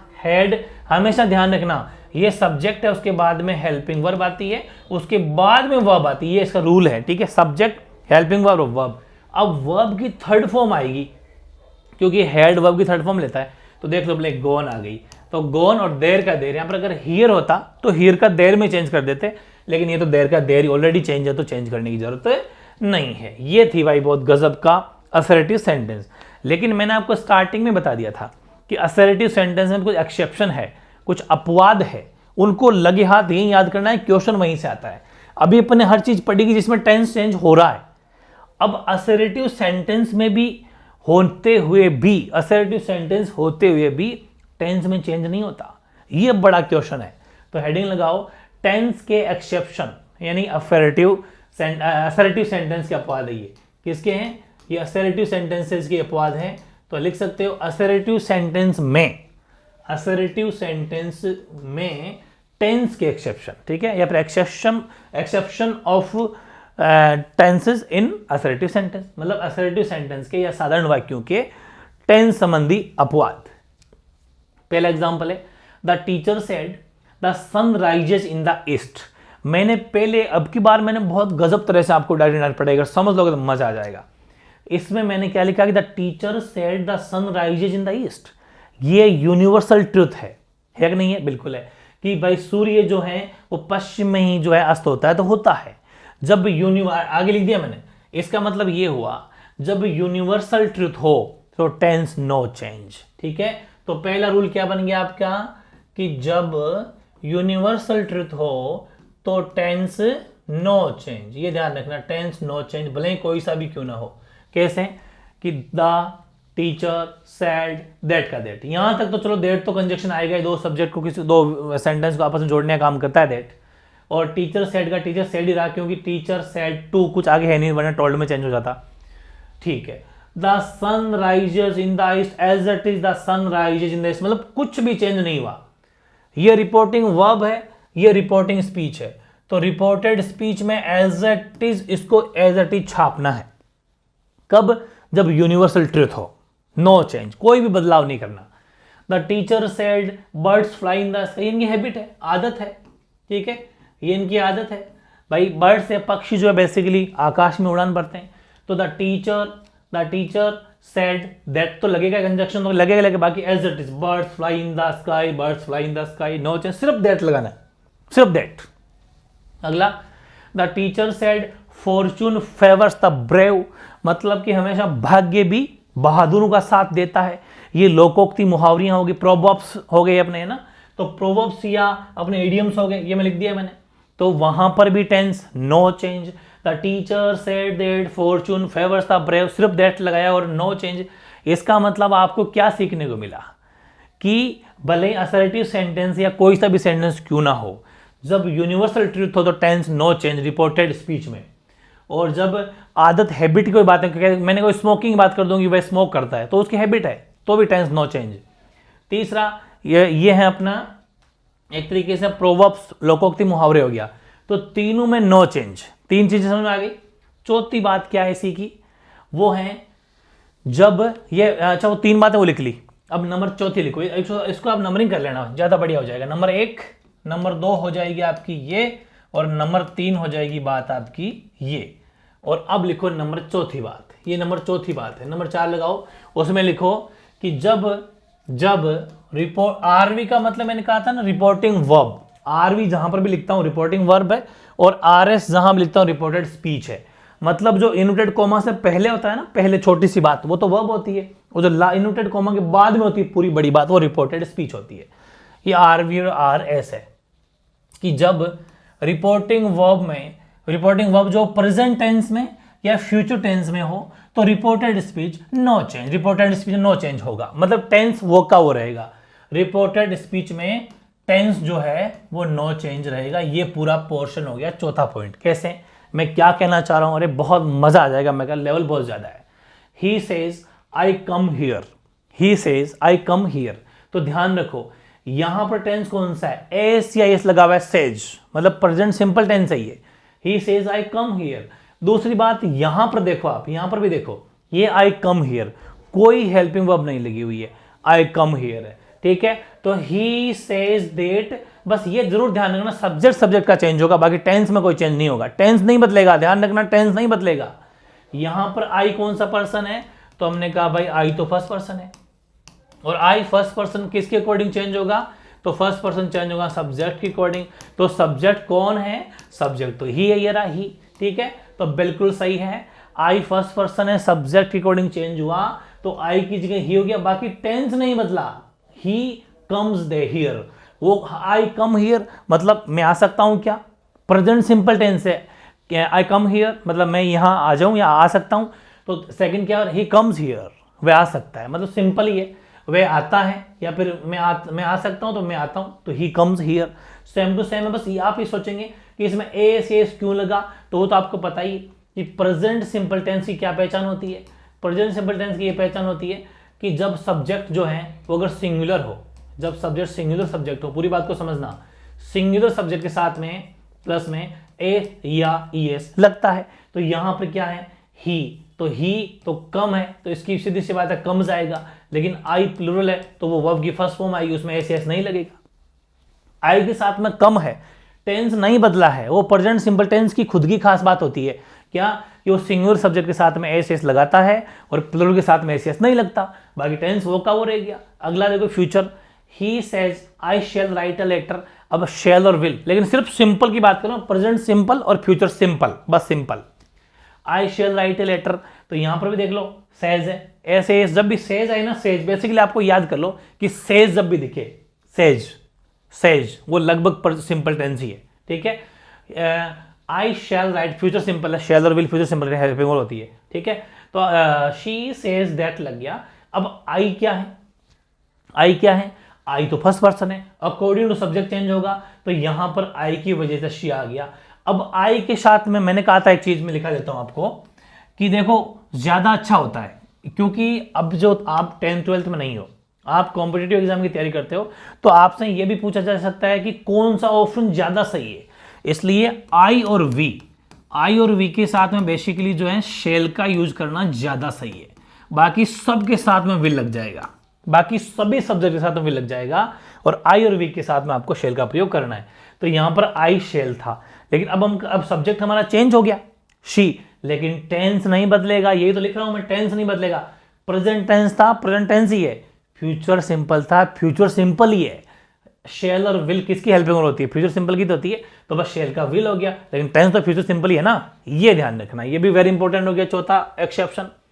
ऐसे नेक्स्ट देखो, नेक्स्ट नंबर 5 लगा दो कि जब हिस्टोरिकल फैक्ट हो, ठीक है, तो भी रिपोर्टेड स्पीच में टेंस जो है वो नो चेंज रहेगा। ओके, बहुत गजब की बात है ये भी। देखो, the teacher said India got freedom इन 1947, ये हिस्टोरिकल फैक्ट ही तो है, इतिहास की बात नहीं तो है, ऐतिहासिक तथ्य, हिंदी वाले लिख सकते हो उसको ऐतिहासिक तथ्य, वैसे जरूरत नहीं है, इतना तो आप समझते ही हो। ऐतिहासिक तथ्यों की बात चल रही हो, ऐतिहासिक फैक्ट की बात चल रही हो, तब भी टेंस नहीं बदलता रिपोर्टेड स्पीच का, रिपोर्टेड स्पीच का। The teacher said that India got freedom इन 1947, तो वेरी इजी है, कोई दिक्कत नहीं है, यह 5वां पॉइंट हो गया। फिर एक छठा पॉइंट लगा दो, ये नंबर 6, पास्ट इंडेफिनिट टेंस का यूज एक साथ कार्य में हो तो भी टेंस नो चेंज होगा। एक साथ का मतलब इंग्लिश मीडियम में लिख सकते हो साइमल्टेनियस एक्शंस होते हैं, एक साथ जो होते हैं वो, जैसे कि she said I prepared the tea and he fried the chips, एक साथ काम हो रहा है कि मैं तो चाय बना रहा हूं, है ना, या बना रही हूं, और वह जो है वो फ्राइड द चिप्स, वो चिप्स को फ्राई कर रहा है, ठीक है, एक साथ काम चल रहा है। इसका मतलब जब पास्ट में, वो भी पास्ट में, जब पास्ट में एक साथ दो काम चल रहे हो, और पास्ट में भी कौन सा टेंस, पास्ट सिंपल, भाई इंडेफिनिट का मतलब क्या है, सिंपल टेंस है, पास्ट सिंपल टेंस है, तो जब पास्ट सिंपल टेंस हो और एक्टिविटी पास्ट में चल रही हो तो अभी टेंस नहीं बदलता। ही said I prepared the tea and he fried the chips, ठीक है, तो शी सेड का शी सेड रह जाएगा, दैट कंजक्शन लग जाएगा, बस सब्जेक्ट तो चेंज होता ही है, आपको पता ही है कि आई फर्स्ट पर्सन है, अकॉर्डिंग टू सब्जेक्ट चेंज हो जाएगा, बस शी लगेगा, बाकी टेंस में कोई बदलाव नहीं होगा। Prepare the tea and he fried the chips as that is, मतलब टेंस में चेंज नहीं होता है, सब्जेक्ट में चेंज थोड़ा बहुत हो जाता है, वो तो होगा ही, बाकी टेंस चेंज नहीं होगा, प्रोनाउन चेंज कोई सा भी नहीं होगा, जब सब्जेक्ट चेंज हो सकता है, जो अपन पहले भी करते हुए आ रहे हैं। तो ये हो जाएगा रूल नंबर 6, मतलब अपवाद नंबर 6, ठीक है। अब अपवाद नंबर 7वां, ये अपवाद नंबर हो जाएगा 7वां, जब मॉडल्स हो, और मॉडल्स में भी कौन से मॉडल्स, मॉडल्स है ना, मॉडल्स में basically need not, use to, would rather, would better, had rather, had better, ये अगर हो एज लाइक मॉडल ही है, ठीक है, अगर ये हो तो भी टेंस नो चेंज, तब भी टेंस नहीं बदलता। कैसे कि he said I use to का यूज हो रखा है, गो टू स्कूल बाय बस, तो ही सेड दैट, बस अब सब्जेक्ट तो चेंज होना ही, I first person according to subject चला जाएगा ही, बाकी कोई दिक्कत नहीं, use to, go to school by bus as it is, बिल्कुल भी चेंज नहीं करना, है ना, मजेदार चीज। अगला, पास्ट कॉन्टिन्यूस टेंस का यूज जब वाइल का मतलब होता है दौरान के लिए हो तो भी टेंस नो चेंज। कैसे कि ही सेड, मतलब आपको सेंटेंस में बेसिकली वाइल दिख जाएगा, वाइल देखो ये रहा वाइल, कि ही सेड टू मी, वह या उसने मुझे कहा, वाइल मतलब के दौरान, I was studying you were playing, कि जब मैं पढ़ रहा था तो तुम खेल रहे थे, समझ में आ गई, यानी कि वाइल का मतलब है के दौरान, जब मैं पढ़ रहा था तब वो ये कर रहा था, जब मैं पढ़ रहा था तब वो ये कर रही थी, तो सिंपल सेंटेंस है। मतलब जब एक साथ आप पास्ट कॉन्टिन्यूस टेंस का, पास्ट कॉन्टिन्यूस टेंस की पहचान कैसे होती है, आपको सेंटेंस में वॉज या वर दिख जाएगा, और वर्ब की फर्स्ट फॉर्म प्लस आईएनजी दिख जाएगी, ये तो आपको पता ही है, वो चार्ट तो आपको बिल्कुल याद है। तो दूसरी बात, सेड टू है ना, तो बिल्कुल ऑब्जेक्ट भी आ गई, तो सेड टू को चेंज करना है टोल्ड में, बिल्कुल, ही टोल्ड मी का मी कंजक्शन दैट लग जाएगा, बाकी नो चेंज वाइल, बिल्कुल टेंस नो चेंज। बस ये तो है ही कि आई का तो ही होगा, वो तो आप कॉमन सेंस से अप्लाई कर ही सकते हो। मैंने कहा ना आई सब्जेक्ट तो बदलेगा, आई सब्जेक्ट फर्स्ट पर्सन होता है, मतलब आई सब्जेक्ट फर्स्ट पर्सन होता है ना, इसलिए वो सब्जेक्ट के अकॉर्डिंग चेंज होगा, सन। तो आई ही के अकॉर्डिंग ही हो गया, वॉज का वॉज, मतलब टेंस नहीं बदला, पास्ट कॉन्टिन्यूस का पास्ट कॉन्टिन्यूस ही है, ये बड़ी बात है, टेंस नहीं बदलता, एक्सेप्शन है ना, इसलिए अपवाद है ये। बाकी स्टडिंग ओके। फिर आगे देखो, यहां तक एक सेंटेंस था आई वॉज स्टडिंग, तो ही वॉज स्टडिंग हो गया, कोई दिक्कत नहीं, टेंस नहीं बदला।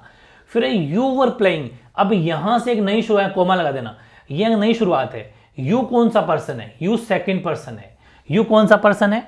यू सेकंड पर्सन है, और second person according to object change होगा, सन, एस ओ एन सन, तो ये जाएगा, ऑब्जेक्ट कौन होता है? ये मैंने आपको कहा था ना कि ये तो होता है सब्जेक्ट और ये होता है ऑब्जेक्ट, लेकिन इतनी देर कोई सा भी सेंटेंस ऐसा नहीं आया था, लेकिन मैंने कहा था ना पैशंस रखिए, धैर्य रखिए, धीरज रखिए, सब चीज आएगी।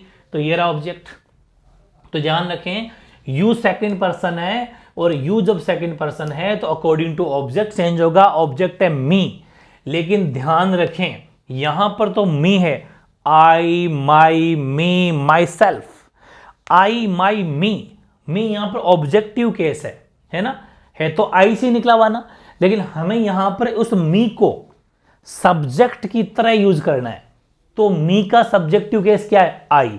तो ध्यान रखें यहां पर आई भरना है, मी का सब्जेक्टिव केस जो होगा वो हमें यहां भरना है, तो आई आ गया।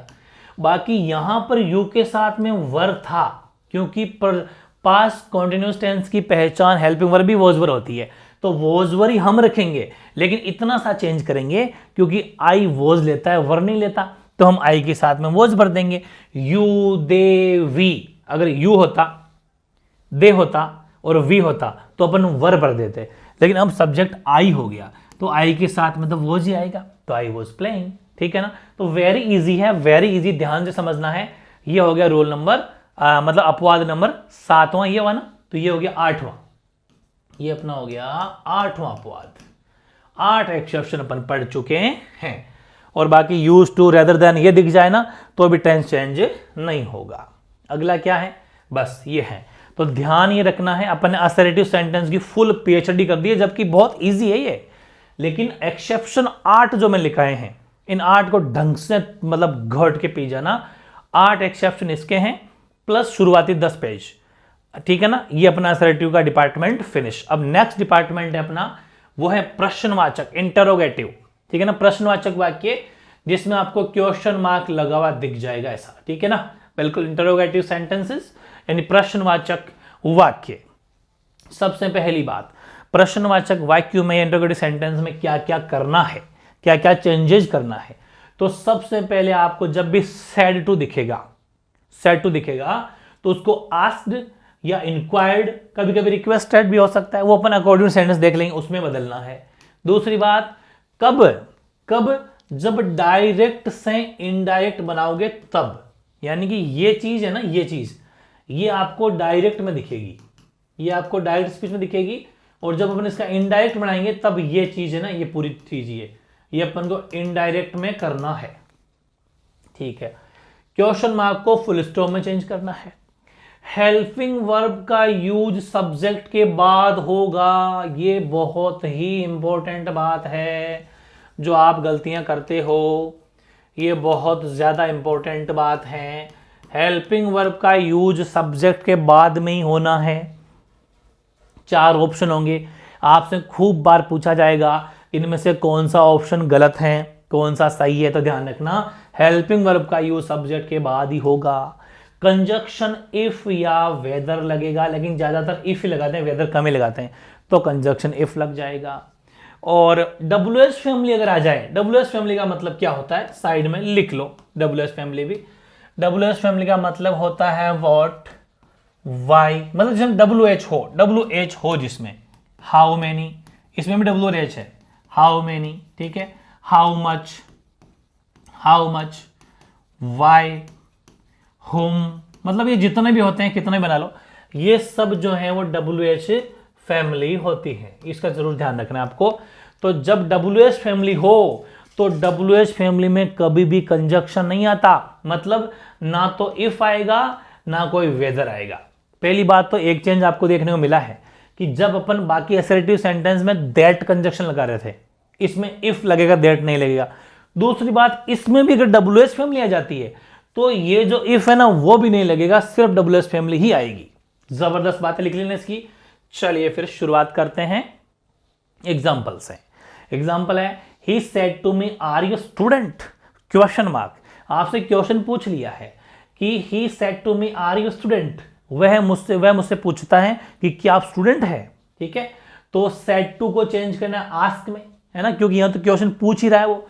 तो ही आस्क मी, ठीक, कंजक्शन लगाना है इफ, यानी इन्वर्टेड कॉमा हटा के, जब जहां हम दैट लगा रहे थे वहां पर इफ लगा दो, इट्स ओके। आगे देखते हैं अपन, यहां पर क्या है, यू। अब समझना बात, बहुत तगड़ी बात लिखी थी ना, क्या लिखी थी, बहुत तगड़ी बात ये लिखी थी कि हेल्पिंग वर्ब को सब्जेक्ट के बाद में लगाना है, हेल्पिंग वर्ब को सब्जेक्ट के बाद में रखना है। तो पहली बात तो ये हो गई कि आपको यहां पर ये पहचान करनी है कि सब्जेक्ट कौन है, इसलिए हमने हेल्पिंग को तो छोड़ दिया, यू के पास से ले गए, यू को देखा भाई आप सब्जेक्ट हैं, बोले हाँ जी मैं ही सब्जेक्ट हूं।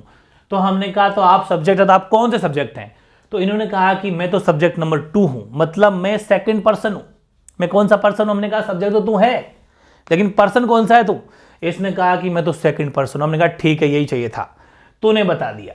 इसने बताया कि मैं सेकंड पर्सन हूं, second person S O N son की अकॉर्डिंग ऑब्जेक्ट की अकॉर्डिंग चेंज होगा, है ना। हमने कहा ऑब्जेक्ट तो मी है, इसमें ये ऑब्जेक्ट होता है, ये सब्जेक्ट होता है। तो हमने कहा मी भाई साहब आप हो क्या ऑब्जेक्ट, बोला यहाँ जी मैं ही हूं।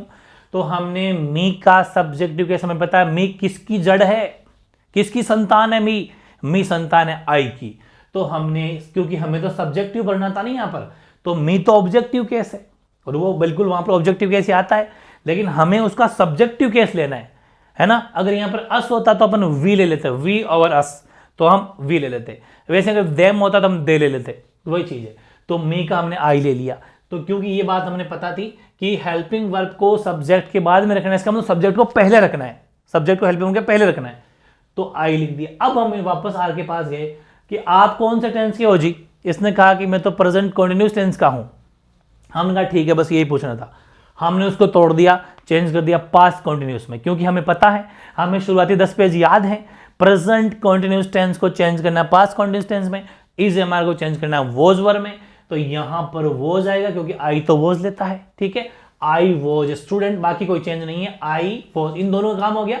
बाकी ए स्टूडेंट का, ए स्टूडेंट, क्वेश्चन मार्क को हटा के फुल स्टॉप लगाना है, इसके भी नंबर है, साफ साफ मैंने लिख दिया है, ये देखो, क्वेश्चन मार्क को हटा के फुल स्टॉप लगाना है, क्वेश्चन मार्क को हटा के फुल स्टॉप लगाना है, ये जरूर ध्यान रखें, नंबरिंग इसकी भी है।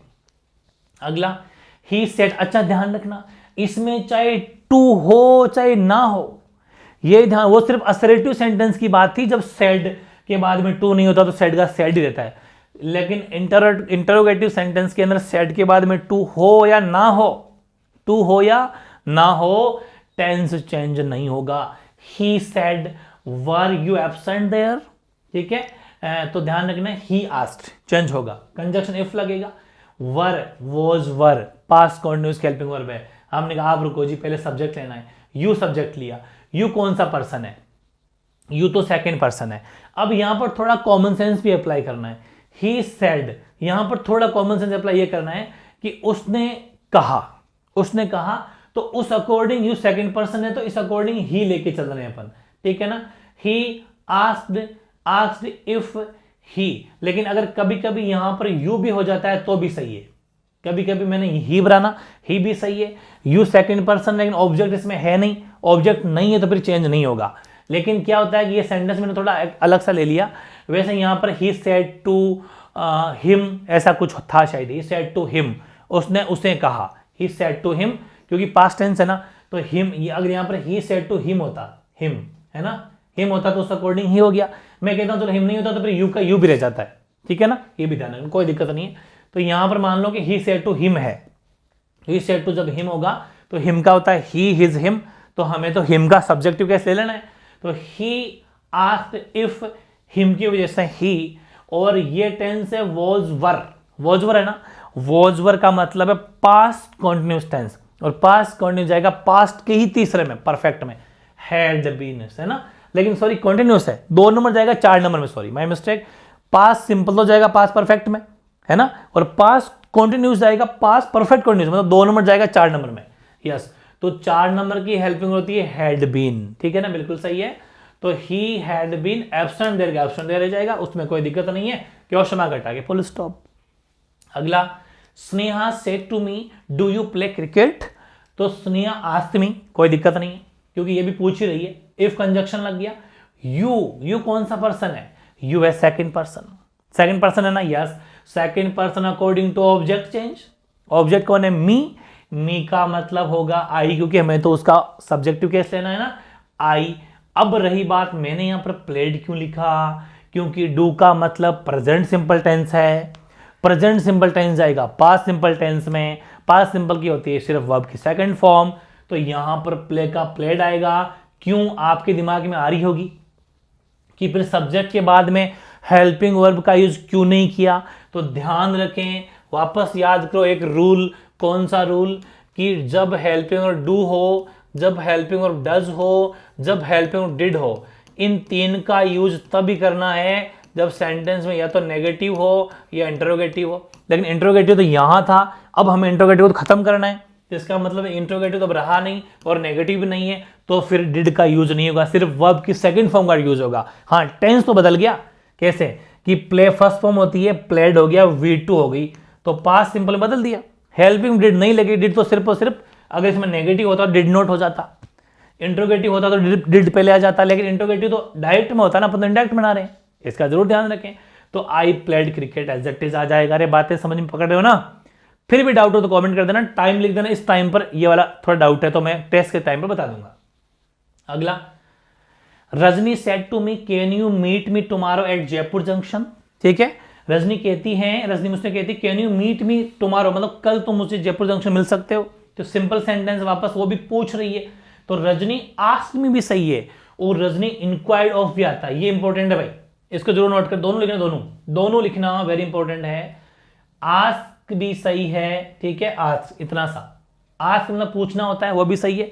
इंक्वायर्ड का मतलब पता लगाना कि पॉसिबल है क्या, पॉसिबल है क्या आपकी तरफ से, तो आस्क भी सही, इंक्वायर्ड ऑफ भी सही। तो रजनी आस्क मी का तो मी रहेगा, और फिर देखो can you meet me tomorrow at Jaipur junction, तो देखो यहां पर आपको क्या करना है, मैंने लिखा I ask me, I could, है ना, I could meet her the next day at Jaipur, ये मैंने इफ नहीं लगाया क्या, लिख लेना इफ, है ना, तब सुनना मेरी बात, और अगर इंक्वायर्ड ऑफ होता तो फिर वो इंक्वायर्ड ऑफ लग जाए, उसमें क्या फर्क पड़ता है। अब सुनना मेरी बात, यहां पर क्या हुआ, सब्जेक्ट यू है, सब्जेक्ट यू है और यू जाएगा ऑब्जेक्ट की अकॉर्डिंग, ऑब्जेक्ट क्या है, मी है, मी का सब्जेक्टिव केस आई, तो हमने यहां पर भर दिया आई। कैन का चेंज कर दिया कुड में, कैन तो कुड में चेंज होता है, विल वुड में, शैल शुड में, बाकी मीट मीट। अब सुनना मेरी बात, मीट मी का यहां पर हर होगा, कैसे हुआ, इस बात को जरूर ध्यान देना है कि can you meet me tomorrow, तो टुमारो का इसने कर दिया next day at Jaipur junction, बाकी कोई चेंज नहीं है, टुमारो को चेंज किया नेक्स्ट डे, बाकी कोई चेंज नहीं है। और एक चीज है, कैन का कुड भी कोई दिक्कत नहीं है, यू का आई हो गया कोई दिक्कत नहीं है, मीट का मीट है कोई दिक्कत नहीं है।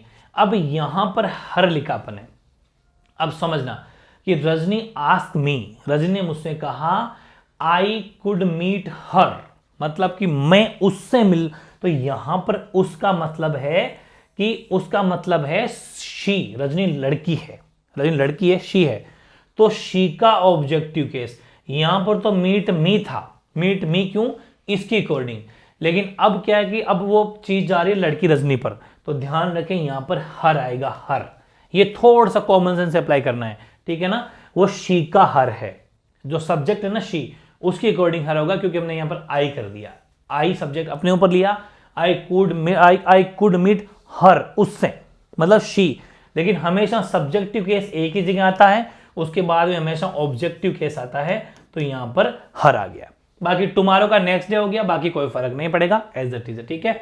तो ये भी ध्यान रखना, इंपॉर्टेंट चीज है। अब मैंने कही थी ना कि इंट्रोगेटिव सेंटेंस में भी डब्ल्यूएस फैमिली वाला इंट्रोगेटिव, अब इंट्रोगेटिव टाइप है, ये पहला टाइप है, इसी का ही इंट्रोगेटिव सेंटेंस का ही पहला टाइप है डब्ल्यूएस फैमिली वाला इंट्रोगेटिव सेंटेंसेस, ठीक है। इसमें क्या होगा, इसमें डब्ल्यूएस फैमिली होगी कि I said to my wife what are you doing today, मतलब मैंने अपनी वाइफ से कहा कि आप तुम आज क्या कर रही हो, तो क्या हो जाएगा, डब्ल्यूएस फैमिली है तो सीधी सी बात है, सिर्फ कंजक्शन नहीं आएगा, इतना सा ही फर्क है, मतलब इसमें कंजक्शन नहीं आएगा। कंजक्शन मतलब होता है इफ या वेदर, इफ जो है वो नहीं आएगा, बाकी कोई फर्क नहीं पड़ेगा। I said to my wife what are you doing, तो यहां पर क्या हो जाएगा, आई सेड टू का तो आस्क हो जाएगा, ठीक है। बाकी आई सेड टू का आस्क टू हो गया, माई वाइफ हो गया, अब यहां पर सीधा वोट आ गया, सीधा वोट आ गया, कंजक्शन नहीं आया। डब्ल्यूएस फैमिली में इफ नहीं लगता, भले इंट्रोगेटिव सेंटेंस क्यों ना हो, देर तो वैसे ही नहीं आता, व्हाट उसके बाद में मतलब। और ये भी ध्यान रखना, डब्ल्यूएच फैमिली लिख लो, साइड में लिख लो, नोट लिख लो, इस नोट को, बहुत इंपॉर्टेंट नोट है। डब्ल्यूएच फैमिली सब्जेक्ट के भी पहले आती हैं, सब्जेक्ट के भी पहले यूज होगा। डब्ल्यूएच फैमिली इसको का कर लेना, का सब्जेक्ट के पहले यूज होगा, डब्ल्यूएस फैमिली का सब्जेक्ट के पहले यूज होगा, ठीक है ना, प्रयोग होगा, फिक्स सही है। कैसे, यहां पर डब्ल्यूएस फैमिली है जबकि सब्जेक्ट तो यू था, है ना। इसका एक रूल है, पहले डब्ल्यूएस फैमिली आती है, फिर हेल्पिंग वर्ब आता है, फिर सब्जेक्ट आता है, लेकिन जब इनडायरेक्ट में आते हैं वापस तो उसमें डब्ल्यूएस फैमिली पहले आएगी, फिर सब्जेक्ट आएगा, फिर हेल्पिंग वर्ब आएगा, ये ध्यान रखना। ये तो है इनडायरेक्ट का। और डायरेक्ट में क्या था, डायरेक्ट में ये होता है डब्ल्यूएस फैमिली, ठीक है, उसके बाद में हेल्पिंग वर्ब ना, उसके बाद में हेल्पिंग वर्ब थी, हाँ, और उसके बाद में सब्जेक्ट था। लेकिन इसके टाइम पर ये होगा, ये भी साइड में कहीं नोट कर लेना, बड़े काम की चीज़ है, बहुत महंगी है, डायमंड से ही महंगी है, ठीक है। तो देखो वॉट, यहां पर फिर आएगा सब्जेक्ट, डब्ल्यूएस फैमिली के बाद में सब्जेक्ट आएगा। हमने कहा सब्जेक्ट क्या है साहब, इसने कहा कि मैं तो यू हूं, यू जाएगा सेकंड पर्सन के अकॉर्डिंग, सेकंड पर्सन है वाइफ, माय वाइफ का मतलब है वाइफ, तो हमें सीधी सी बात है लड़की होगी, मतलब शी आएगा। ये कॉमन सेंस अप्लाई करना है यहां पर। अभी तो साफ साफ पता चल रहा है कि वाइफ जो होती है वो मतलब कि सीधी सी बात है फीमेल होती है, तो शी आएगा। लेकिन कभी कभी अगर किसी का नाम हो और नाम में अगर आप कंफ्यूज्ड हो तो ही भी सही माना जाता है, ही में भी कोई गलती नहीं होती, लेकिन यहां ही मत कर देना, ये तो सिंपल है। तो यहां पर सब्जेक्ट हो जाएगा शी, ध्यान रखें, शी किसी का नाम होता है तो उसको माई वाइफ नहीं लिखा जाता, ही या शी में इंडिकेट किया जाता है। फिर उसके बाद में हेल्पिंग वर्ब, हमने कहा हेल्पिंग यहां पर क्या है साहब, तो इसने कहा इज एम आर, तो इज एम आर कौन सा टेंस है, प्रेजेंट कॉन्टिन्यूस टेंस है, किस में बदलेगा, पास्ट कॉन्टिन्यूस में, उसकी क्या होती है वॉज वर्ब। तो यहां पर शी है, शी क्या है सिंगुलर, तो सिंगुलर के साथ में वो जाएगा, कब आएगा वो जाएगा, तो शी वॉज, ठीक है। बाकी डूइंग दैट टुडे, टुडे का क्या हो जाएगा दैट डे, भाई टुडे क्या चेंज हो जाएगा दैट डे, वो सारी चीजें जो शुरुआती 10 पेज याद है ना, टुडे का दैट डे, डूइंग का डूइंग, बाकी देखो ये भी चेंज हुआ, ये भी चेंज हुआ, है ना, वेरी इजी, ध्यान रखना। और आस्क्ड और इंक्वायर्ड ऑफ भी यहां पर सही है, क्योंकि यहां पर भी वो क्या है, पूछ रहा है। जब पूछते हैं ना अपन तो आस्क भी लगा सकते हैं, इंक्वायरी भी कर सकते हैं कि पॉसिबल है क्या आपके वहां, ठीक है। He said to me when will the train arrive, ठीक है, उसने मुझसे कहा कि when will the train arrive, मतलब ट्रेन कब आने वाली है, तो वापस वही पूछ रहा है, तो he inquired of me, inquired of आता है, लेकिन इंक्वायर्ड ऑफ एक साथ आता है, ठीक है, इंक्वायर्ड ऑफ, सेड टू का इंक्वायर्ड ऑफ, आस्क में तो टू का टू रहता भी है, ये बड़ा बड़ा सिस्टम है इसके अंदर, इंट्रोगेटिव सेंटेंस में टू का टू भी मौजूद रहता है, ये भी ध्यान रखना।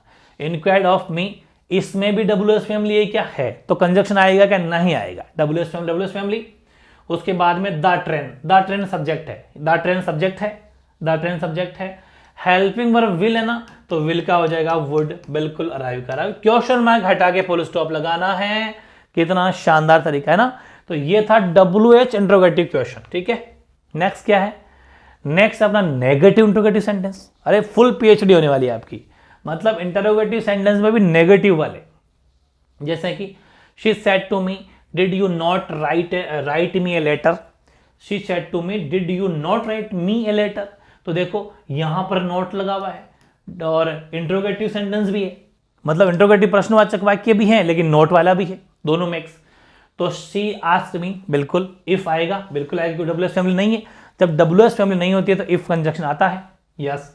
फिर उसके बाद में सेम वही रूल, हेल्पिंग वर्ब से पहले सब्जेक्ट आएगा, सब्जेक्ट को हेल्पिंग वर्ब के बाद में रखना है। तो हम गए दौड़े दौड़े सब्जेक्ट के पास में गए, हमने कहा आप सब्जेक्ट हो गया, उसने कहा हाँ जी मैं ही हूं। हमने कहा आप कौन से पर्सन हो, उसने कहा हम सेकंड पर्सन है। ठीक है, second person according to object change होगा, क्योंकि ये सब्जेक्ट होता है, ये ऑब्जेक्ट होता है। ये तो मी निकला, और मी का मी किसकी संतान है, आई की, तो हमने तो यहाँ सब्जेक्टिव केस में भरना है, तो आई हो गया। फिर हमने कहा कि उसके बाद में हेल्पिंग वर्ब आनी चाहिए। डिड कौन सा टेंस है, did past simple. Past simple किस में जाएगा, उसी के 3 नंबर में, पास्ट परफेक्ट में, जिसकी हेल्पिंग होती है हेड, बिल्कुल सही बात है। तो डिड की जगह आ गया हेड, बाकी नॉट का नॉट, लेकिन हेड वर्ब की थर्ड फॉर्म लेता है, हेड प्लस V3, याद है ना। तो राइट का रिटर्न गलती मत कर देना। अब बात आई यहां पर, देखो यहां पर राइट मी ए लेटर, लेकिन I had not written her a letter. Her का मतलब वापस वही चीज जो पिछले सेंटेंस में करी थी अपन ने, क्योंकि ये लेटर लिखना भी था तो किसको, उसको मतलब शी है यहां पर। जैसे पिछली बार भी क्या थी, वो कौन सा सेंटेंस था, हर जो मैंने लिखाया था, आपको अभी कंफ्यूजन दूर कर देता हूं, ये रहा हर। यहां पर भी रजनी लड़की थी तो हर आया। वैसे ही यहां पर थोड़ा कॉमन सेंस अप्लाई करना है, तो यहां पर भी हर आएगा, मी की जगह हर आ जाएगा, और बाकी ए लेटर का ए लेटर, क्वेश्चन मार्क हटा के फुल स्टॉप। Very easy. अगला, the prince said to the princess, राजा रानी से कहता है, why did you not come at home. ठीक है, क्यों नहीं आई, मतलब वाई का मतलब क्यों नहीं आई अपने घर। तो इसमें क्या लिखा मैंने, नेगेटिव भी है और डब्ल्यूएस फैमिली भी है, मतलब इतने परफेक्ट ये आपका सेशन आज होने वाला है, इतना परफेक्ट होने वाला है, जिंदगी सफल है। जिंदगी क्या है, सफल है। The Prince asked the princess, अब यहां पर कंजक्शन नहीं आएगा क्योंकि डब्ल्यूएस फैमिली है, तो डब्ल्यूएस फैमिली आ गई। उसके बाद में सब्जेक्ट, तो हमने कहा तू रुक थोड़ी देर के लिए, पहले इसके पास जाते हैं। इसने कहा कि मैं तो सेकंड पर्सन हूं जी, मतलब मैं तो यू हूं, तो यू जाएगा प्रिंसेस के पास, क्योंकि ऑब्जेक्ट यहां पर द प्रिंस, राजा तो सब्जेक्ट है, प्रिंसेस रानी ऑब्जेक्ट है। हमने कहा भाई तू इसके अकॉर्डिंग बदल जा, तो प्रिंसेस तो रानी होती है, रजनी की तरह, फीमेल है, शी आएगा, बिल्कुल शी आ गया। हमने कहा डिड का मतलब पास्ट सिंपल जाएगा पास्ट परफेक्ट में, हैड, नॉट, और कम का कम, वर्ब की थर्ड फॉर्म कम होती है भाई, देखो कम फर्स्ट फॉर्म, फिर केम वापस कम, तीसरी फॉर्म कम ही होती है, कम केम कम, तो V3, और एट होम का एट होम, क्वेश्चन मार्क हटा देना है, फुल स्टॉप लगा देना है। बहुत ही शानदार, जिंदगी सफल। अब एक नोट है, ये नोट जरूर लिखना कि वैसे तो शैल या विल शुड या वुड में बदलते हैं, वैसे तो शैल या विल शुड या वुड में बदलते हैं, लेकिन आई शुड या वी शुड, इनके साथ में आई वुड या वी वुड करना है, ये ध्यान रखना। वैसे तो आपको पता है कि यहां पर शैल शुड बदलता है, लेकिन अगर आई शुड या वी शुड हो तो उनके साथ में आई वुड या वी वुड करना है जब इनडायरेक्ट बनाओ। ये तो है डायरेक्ट, तो इसका हो जाएगा इनडायरेक्ट, ये डायरेक्ट, तो इसका इनडायरेक्ट हो जाएगा ये। देखते हैं, मतलब ज्यादा बढ़िया है। He said to me shall I pass the examination, ठीक है, तो क्या बन जाएगा, ही आस्क्ड मी, बिल्कुल इफ कंजक्शन लग गया। अब यहां पर आई क्या है, first person, according to subject change हो जाएगा, तो यहां पर क्या है, ध्यान रखना भाई, एक मिनट के लिए देख लेता हूं मैं। He said to me shall I, तो shall I pass the examination, तो यहां पर क्या आया कि आई तो फर्स्ट पर्सन है, आई फर्स्ट पर्सन है, तो अकॉर्डिंग टू सब्जेक्ट चेंज होगा, और सब्जेक्ट तो ही है ना, इसलिए ही आया। अब सुनो, यहां पर शेल आई है, तो यहां पर ये आई शुड होना चाहिए ना, लेकिन उसकी बजाय आई वुड करो, सॉरी ही हो गया वो तो कोई बात नहीं, लेकिन शेल का वुड करो, ज्यादा बेस्ट है द एग्जामिनेशन। वैसे ही अरे गलत नहीं होगा, शुड भी कर दो, लेकिन ज्यादा बेस्ट ये होता है। जैसे कि Neha said to me will you love me, तो देखो नेहा आस्क्ड मी इफ, अब यहां पर यू कौन सा पर्सन, सेकंड पर्सन है, अकॉर्डिंग टू ऑब्जेक्ट जाएगा तो आई आ गया। अब यहां पर ऑलरेडी विल का वुड ही होना था, किस्मत से वो तो वुड ही हो गया, ठीक है, वुड लव मी। लेकिन एक्चुअल में अपन क्या करते हैं कि आई शुड और वी शुड के साथ में आई वुड और वी वुड यूज करना ज्यादा बेटर होता है। ये अलग से याद रट लेना, मत ये कह रहा हूं, रट लेना ज्यादा बेटर होता है। वैसे अपन आई और वी के साथ में बेसिकली शेल का प्रयोग करते हैं, वो कोई दिक्कत नहीं, वो अलग चलता रहेगा रूल अपना। ये सब आपको कंफ्यूज नहीं होना, ये सब ऑप्शन मिलेंगे आपको ठीक है ना, तो आराम से पहचान लोगे। लेकिन मैं चाहता हूं कि थोड़ा लेवल बढ़े, लेवल बहुत बढ़े, हर तरह के क्वेश्चन आप सोल्व लो, इसलिए मैंने ये भी लिख दिया रूल, ठीक है। बाकी लोड नहीं लेना है। अब लगाओ नंबर 3, 2 चीज पढ़ ली, नंबर 3 लगाओ इंपेरेटिव सेंटेंसेस, आज्ञा सूचक वाक्य, जिसमें अपन किसी को आज्ञा दे रहे हो, आगे सूचक वाक्य। इसमें एक चीज होती है कि आपको रिपोर्टिंग वर्ब में, मतलब आरवी में आपको सेड टू दिखेगा, तो सेड टू को ऑर्डर्ड या रिक्वेस्टेड या एडवाइज या सजेस्टेड में बदलना है। कंजक्शन ना तो दैट लगाना है ना इफ लगाना है, सिर्फ टू लगाना है, ओके। और ऐसे वर्ड आपको दिखेंगे उस रिपोर्टिंग स्पीच में, प्लीज, काइंडली, सर, मैडम, इन सब को जब आप रिपोर्टेड स्पीच में बनाओगे, मतलब ये सब आपको आरवी में दिखेंगे, तो जब ये बनाओगे तो इन सब को हटा देना है, ये इसकी खास बात है। सेंटेंस से समझते हैं। सेंटेंस देखो, सेंटेंस है he said to me please help me, ठीक है, क्वेश्चन मार्क लगा हुआ है, तो यहां पर क्या हो जाएगा कि ये प्लीज प्लीज तो सब हटाना है, ठीक है। He said to me please help me, तो सी रिक्वेस्टेड, अब रिक्वेस्ट, प्लीज का मतलब रिक्वेस्ट है, ठीक है। यहां पर शी से ही बैठता ना, she said to me please help me, है ना, लेकिन ही है, कोई बात नहीं, तो ही रिक्वेस्टेड मी बिल्कुल सेम हो गया रिक्वेस्ट। अब यहां पर आपको टोल्ड वर्ड नहीं भरना है, जब ये थोड़ी सी कॉमन सेंस लगाना है, भाई प्लीज का यूज कर रही है तो बेसिकली वो रिक्वेस्ट ही कर रही है, या फिर अपन कोई टीचर है या कोई मालिक है जो अपने पियोन को ऑर्डर दे रहा हो, तो वहां पर अपन क्या भर सकते हैं, वहां पर अपन ऑर्डर, क्योंकि मालिक हमेशा पियोन को ऑर्डर देता है, वो चीज है। लेकिन यहां पर तो रिक्वेस्ट कर रहा है, he said to please help me, तो ही रिक्वेस्टेड मी, इतना तो सेम हो जाएगा। सेड टू को रिक्वेस्टेड बदलना है, मी का मी, कंजक्शन टू लगाना है, ना देट ना इफ, टू, बाकी हेल्प मी का हेल्प, लेकिन हिम का मतलब है मी, यहां पर मी था ना, वो मी था प्लीज हेल्प मी, तो अब कह रहे he requested me to help him, उसकी, ठीक है ना, वो इस अकॉर्डिंग चेंज हो जाएगा, ही के अकॉर्डिंग हिम, वो तो बार बार बता रहा हूं मैं आपको, अपन को इसकी अकॉर्डिंग यहां पर भरना होता है। वैसे अगला, doctor Sharma said to my wife take medicine in time, ठीक है ना, तो डॉक्टर शर्मा एडवाइस, भाई ये कह रहे हैं कि आपको मेडिसिन प्रॉपर टाइम पे आपको लेनी है, तो ये एडवाइस देना हो गया। जैसे पेरेंट्स भी अपने बच्चों को एडवाइस दे सकते हैं, टीचर बच्चों को एडवाइस दे सकते हैं, वहां पर अपन एडवाइस का यूज करना है। तो doctor Sharma advised my wife, ठीक है, टू कंजक्शन लगाना है। अच्छा ये भी ध्यान है, जब यहां पर बेसिकली कोई भी शब्द यूज करते हैं ना अपन, सब्जेक्ट, वो हमेशा स्मॉल लेटर में यूज करना। यहां जो यूज होता है फर्स्ट लेटर, वो स्मॉल लेटर में यूज करना है आपको, ठीक है ना, स्मॉल लेटर। तो ये भी जरूर है, यहां पर देखो टी बड़ा था लेकिन टी छोटे में यूज किया है। तो टेक मेडिसिन इन टाइम, तो टेक मेडिसिन इन टाइम, कोई फर्क नहीं पड़ा, बस एडवाइस हो गया और टू लग गया। अगला, the principal said to the peon go away at once, निकलो अभी कभी यहां से। तो यहां पर प्रिंसिपल पियोन से क्या करेंगे, पियोन से रिक्वेस्ट नहीं की जाती, पियोन से हमेशा ऑर्डर दिया जाता है। The principal order the peon, the principal said to को ऑर्डर में चेंज करना है और the peon the peon, the principal order the peon और कंजक्शन टू लगाना, बाकी go away at once, go away at once, go at once रह जाएगा। ऐसे ही द फोर्थ स्टूडेंट, जैसे क्लास में स्टूडेंट होते हैं, 4 होते हैं, 10 होते हैं, 50 होते हैं, 100 होते हैं, तो द फोर्थ स्टूडेंट सेड, चौथा बच्चा बोलता है कि is it the parliament sir, मतलब ऐसे कोई उसने मूवी पिक कर दे, मतलब जैसे अभी यहां पर मैं कोई चीज पढ़ा रहा हूं और आपको कोई पार्लियामेंट की पिक दिख गई, तो कोई बच्चा जैसे क्लास में कोई पढ़ रहा है, तो उनमें से चौथा बच्चा बोला, 1 2 3 4, चौथा नंबर पे जो बैठा था वो बोला कि sir is it the parliament sir, मतलब ये क्या संसद पार्लियामेंट है क्या, मतलब आपसे पूछ रहा है। तो the fourth student asked respectfully, ये थोड़ा अलग से लेवल है। अगर रेस्पेक्टफुली, ये तो मैंने सिविल सर्विसेज वाली बातें लिखी है, ऑप्शन में रेस्पेक्टफुली नहीं हो तो कोई बात नहीं, स्टूडेंट आस्क भी कभी कभी सही हो जाता है, ठीक है। लेकिन वैसे ऑप्शन में आजकल ये भी देने लग गए हैं, लेकिन अगर आप मेंस में लिखते हो तो आपको ये पूरा लिखना है कि the fourth student ask respectfully, respectfully conjunction if he आएगा क्योंकि क्वेश्चन मार्क है, और बाकी देखो सब्जेक्ट इसमें इट है, इट लगा दिया।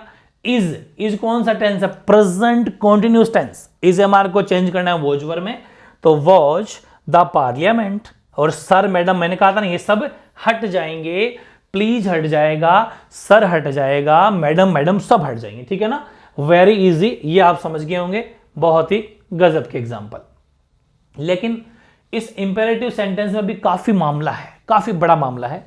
इसमें नेगेटिव इंपेरेटिव भी होते हैं, वो तो मैंने भी सिंपल ही, जैसे कि he said to me don't open the door, खिड़की मत खोलिए, दरवाजा मत खोलिए। तो ही आस्क्ड मी, उसने मुझसे पूछा कि नॉट टू। अब ध्यान रखना, मैंने लिखी है बातें, इंपॉर्टेंट बात ये इधर लिखी हुई है, बहुत गजब की बात है। क्या है कि इसमें नॉट टू का यूज करना है, न कि टू नॉट का, न कि टू नॉट का। बहुत इंपॉर्टेंट बात लिखी हुई है, ठीक है, कि he said to me don't open the door, तो ही आस्क्ड मी। अब यहां पर कंजक्शन वंजक्शन कुछ नहीं आएगा, बस ध्यान रखना नॉट टू का यूज करना है। डू नॉट, इस डोंट का मतलब क्या होता है, डू नॉट, लेकिन यहां क्या यूज होगा, not to, conjunction sorry to आएगा, कंजक्शन टू का काम कर रहा है, टू आ रहा है, तो नॉट टू, लेकिन नॉट पहले आएगा, टू नॉट नहीं, कंजक्शन आएगा। कंजक्शन तो आपके मैं फिर बता दूं कि कंजक्शन तो इसमें टू ही आएगा, ठीक है ना, टू ही आएगा, लेकिन उसके पहले आ जाएगा नॉट, ठीक है ना। तो ध्यान रखें, अगर नेगेटिव इंपेरेटिव है तो नेगेटिव इंपेरेटिव के अंदर नोट का प्रयोग कंजक्शन से भी पहले करना है। ओके, तो he asked me not to, बाकी ओपन द डोर का ओपन द डोर रह जाएगा। He said to me don't disturb me, he asked me not to disturb me, disturb him. हाँ, ये ध्यान रखना, यहां पर तो कोई ऐसा इशू था नहीं, लेकिन यहां पर मी था, लेकिन यहां पर अपने इस अकॉर्डिंग चेंज होता है, ही के अकॉर्डिंग हिम करना है, क्योंकि वो तो मी के अकॉर्डिंग मी होता है, लेकिन हमें इसके अकॉर्डिंग चेंज करना होता है यहां पर, ठीक है, सब्जेक्टिव केस लेना होता है। Do not make a noise, तो वापस अब ऐसा भी है, मैंने सिंपल ही है, बिल्कुल सिंपल छोटा सा, और ये दोनों ये तो बड़े करामाती है, मतलब इसके अंदर कोई ऐसा इनवर्टेड कोमा वाले भी नहीं है, सिंपल भी आ जाता है कि do not make a noise, आवाज शोर मत करिए प्लीज। तो नॉट टू मतलब ऐसा मान लो कि ये यहां से शुरुआत हो, इतना टुकड़ा भी आ जाता है, इतने टुकड़े भी आते हैं, तो not to make a noise.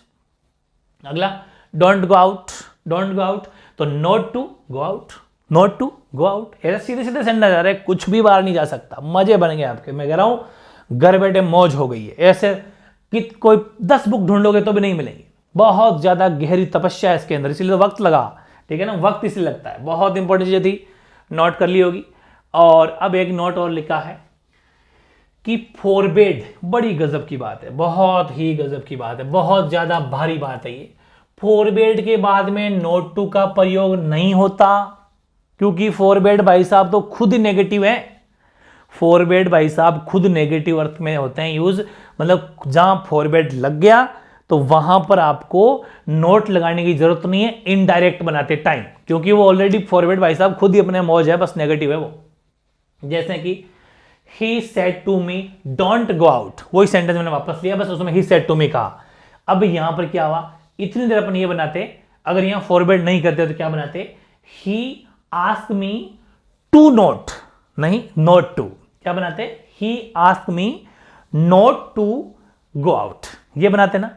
लेकिन यहां पर अपने फॉरवर्ड यूज कर दिया, तो ही फॉरवर्ड मी, उसने मुझसे मना कर दिया, फॉरवर्ड का मतलब मना करना, नेगेटिव उसमें, ही फॉरवर्ड मी, बाकी वो कहो टू गो आउट, क्योंकि यहां पर नॉट टू नहीं आएगा, क्योंकि फॉरवर्ड में नॉट छुपा हुआ है ना। ऐसे ही the teacher said to the children don't make a noise in the class, the teacher forbade the children to make a noise in the class, यानी डोंट हट जाएगा और बाकी make a noise as it is, बस don't की जगह forbade आ जाएगा। बिल्कुल ये रहा फॉरबेड, बड़ा गजब का क्वेश्चन है, 100% मोस्ट है, 100% मोस्ट है, गजब चीज, मतलब फॉरबेड का रूल है, फॉरबेड मत भूल जाना इसको, ये सेंटेंस में फॉरबेड लग गया नॉट नहीं लगेगा, बहुत ज्यादा करामाती question.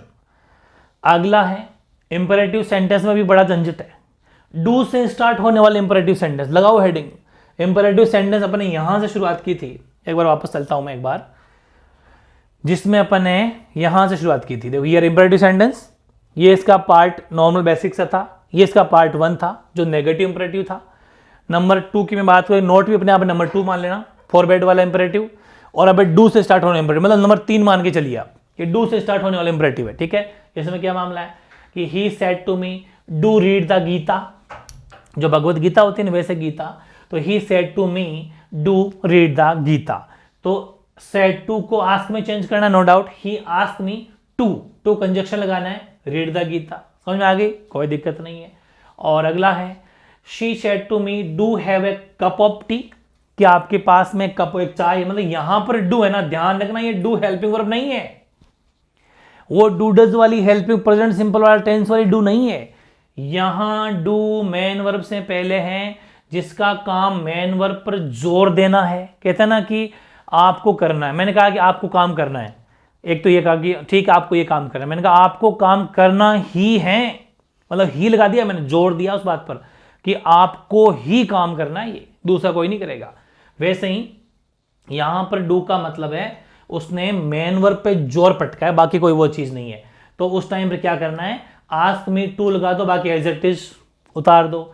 She said to me do have a cup of tea, तो ही रिक्वेस्टेड मी, भाई ये तो रिक्वेस्ट वाली कॉमन सेंस अप्लाई कर दो कि आपके पास एक कप चाय है क्या, रिक्वेस्ट ही तो एक तरीके से।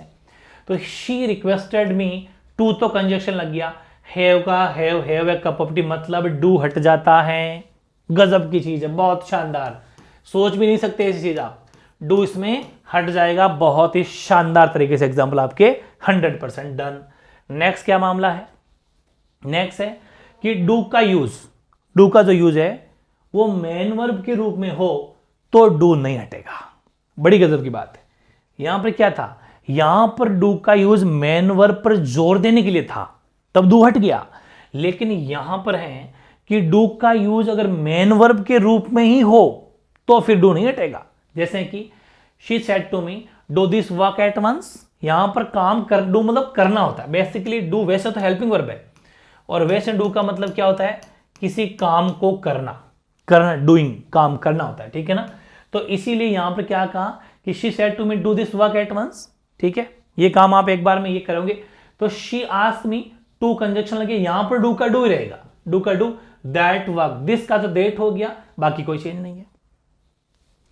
Your father said to you do your work in time, तो वापस देखो योर फादर आस्क्ड यू, ठीक है, टू का हेल्प, टू लग गया कंजक्शन, और डू का डू ही रहेगा। योर वर्क इन टाइम, कोई दिक्कत नहीं है, मतलब डू हेल्पिंग वर्ब है तो डू को डू से ही शुरू करना है, ध्यान रखना, डू को डू से ही प्रारंभ करना है, ये जरूर ध्यान रखना। लेकिन यहां पर तो डू का डू रहेगा जब वो खुद मेन वर्ब हो कि डू दिस वर्क, मतलब यहां पर खुद एक हेल्पिंग वर्ब या मेन वर्ब की तरह काम कर रही है। ये बहुत तगड़ी बातें हैं, ठीक है ना। तो do this work at once, do that work at, वो प्रैक्टिस जब करोगे ना तो ये सब चीजें आपको याद होती चली जाएगी, ठीक है। अब नेक्स्ट हेडिंग लगाओ, लेट से स्टार्ट होने वाले इंपेरेटिव सेंटेंसेस, मतलब फुल पीएचडी। अब क्या होगा, अब लेट के अंदर मैं आपको 100% पीएचडी कराने वाला हूं, इस बात को थोड़ा सा ध्यान से समझना भाई, है ना। 100% पीएचडी करने वाले अपन लेट से, क्योंकि लेट से बनने वाले, लेट बोल तो एलईटी से बनने वाले सेंटेंस बहुत ज्यादा तरह के होते हैं, 3-4 टाइप के बनते हैं, सारी टाइप लिखेंगे, बहुत कुछ जबरदस्त पढ़ेंगे।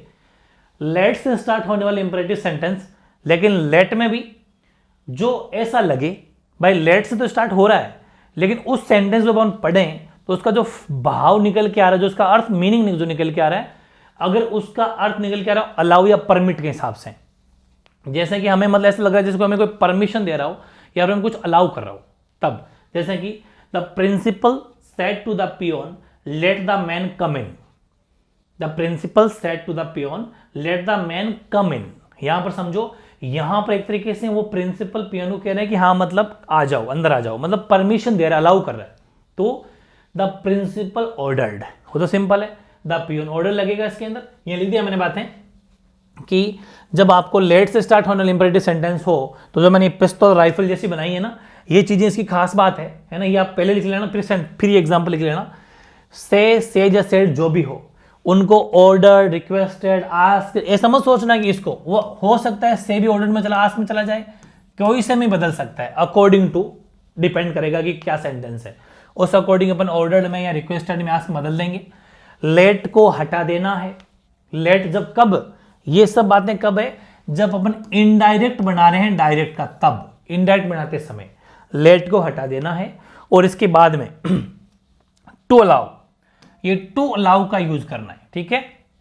और कभी कभी अगर आप टू लेट भी लगाते हो तो टू लेट भी सही है, कोई दिक्कत वाली बात है नहीं। जैसे कि the principal said to the peon, अब यहां पर ऑर्डर्ड आएगा, है तो सैड लेकिन सैड को चेंज करना है ऑर्डर्ड में, ठीक है ना। ऑर्डर दे दिया जा रहा है, यहां पर प्रिंसिपल पियोन को ऑर्डर देंगे, the principal order the peon, ठीक है।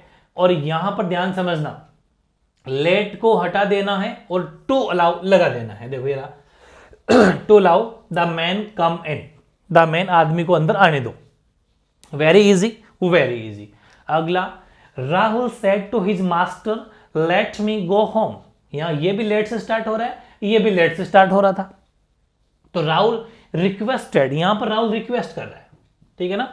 तो यहां पर सेड टू का रिक्वेस्ट बदल गया। वो कॉमन सेंस भी था कि लेट मी गो होम, है ना, मुझे मतलब घर में आने दीजिए या फिर परमिशन दीजिए। तो हिज मास्टर टू अलाउ, ठीक है। तो Rahul requested to master to allow him. ध्यान रखना हिम वापस क्यों आएगा, वापस वही वाली बात जो अपने पीछे पड़ी थी, वैसा के वैसा ये राहुल लड़का है। तो ये तो मी तो आपको पता है, इसके हिसाब से जो भी आएगा तो अपना भी यहां पर ऑब्जेक्टिव केस ही आना है, ही हिज हिम। तो राहुल लड़का ही है तो ही का यहां पर हिम आएगा। टू अलाउ टू, दो तो है ही, to allow to go home, ठीक है, हिम टू गो होम वो अपन को ध्यान रखना है। Let me to go home, तो वो कवर रह जाएगा कि to allow him to go home, बाकी कोई चेंज नहीं है, बस मी का चेंज हो गया हिम में। टू अलाउ लगाना है, लेट को हटा देना है, लेट हमने हटा दिया, रिक्वेस्टेड तो अपन जानता ही है। तो लेट से स्टार्ट होने वालों में फर्स्ट अलाउ या परमिट वाले सेंस वाले, ठीक है। वैसे अगला ये होता तो लेट से स्टार्ट है, लेकिन लेट के बाद में देयर भी या इट भी, ध्यान रखें, लेट के बाद में देयर भी या इट भी का यूज हो रहा है तो लेट उसमें भी, लेकिन देयर भी इट भी अगर दिखे यानी तो आपको हमेशा कल्पना यानी सपोज वर्ड यूज करना है, बहुत गजब का है। सपोजिशन बोल दो भाई, सपोजिशन का मतलब होता है कल्पना करना, या फिर मैं शॉर्ट में कहूं तो रिपोर्टिंग वर्ब में आपको सपोज्ड लगाना है। सपोज्ड कब, जब लेट के बाद में देयर भी या इट भी दिख जाए तो आपको सपोज्ड भरना है, ना तो ऑर्डर्ड भरना है, ना रिक्वेस्टेड भरना है, ना सेड भरना है, ना टोल्ड भरना है, सपोज भरना है, ठीक है। सपोज भरना है, कंजक्शन दैट लगाना है, लेट को हटा देना है, और इट भी आता है तो उसको टू भी भरना। बहुत शानदार, इट भी को टू भी में, जैसे कि he said let it be a square, मतलब कि ही सेड उसने कहा कि क्या ये वर्ग है, वर्ग मतलब स्क्वायर जो मैथ्स में होता है ना वर्ग, ये स्क्वायर जिसकी चारों साइडें बराबर होती है और ईच एंगल आर 90 डिग्री, क्या पता है ना वो स्क्वायर। तो बस ये आपसे पूछ रहे हैं कि क्या ये मतलब जो है ये वर्ग है, तो मतलब ये सस्पिशन, सपोज ही तो, कल्पना ही तो कर रहा है। तो he suppose that to be a square, है ना, ही सपोज आ जाएगा, कंजक्शन दैट आ जाएगा, और इट बी का टू बी, देखो इट बी को टू बी बदलना कितना गजब का है, मतलब पढ़ा नहीं होगा आज तक कभी आपने, इसलिए तो मैंने कहा था कि RS मेंस लिख के आ जाना, चाहे आप कोई सा भी एग्जाम लिखना, CGL दे देना, चाहे LDC UDC कोई सा भी आपका CET BSTC कोई सा भी एग्जाम हो, PTT जिसमें भी इंग्लिश आ रही हो आपको पूछ के आएगी। अगला, he said let it be a rectangle, वही चीज है, मतलब जिसमें सपोज ये क्या ये आयत है, क्या ये आयत है, तो he suppose that, he suppose conjunction that, और इट बी का to be a rectangle, that's it. Very important है, बस ये खास बातें जरूर लिख लेना। तो ध्यान रखें, लेट प्लस देयर भी एट भी हो तो हमेशा इमेजिन या सपोज वर्ड यूज करना है, जो अपन ने किया। अगला क्या है, वापस लेट का यूज, लेकिन वो इवन इफ कहते हैं ना, इवन इफ, यद्यपि, यद्यपि का बोध हो, हाल हाँ यद्यपि, ये यद्यपि हम कहते हैं ना अपने से, जैसे मिस्टर रमेश सेड, रमेश कहता है कि let it rain ever so hard I will go to college today, ठीक है ना, मतलब कि अगर बारिश ज्यादा तेज आती है तो मतलब वो जो आई विल गो टू क्या लिखा हुआ है, ट्रेन मतलब यद्यपि, यद्यपि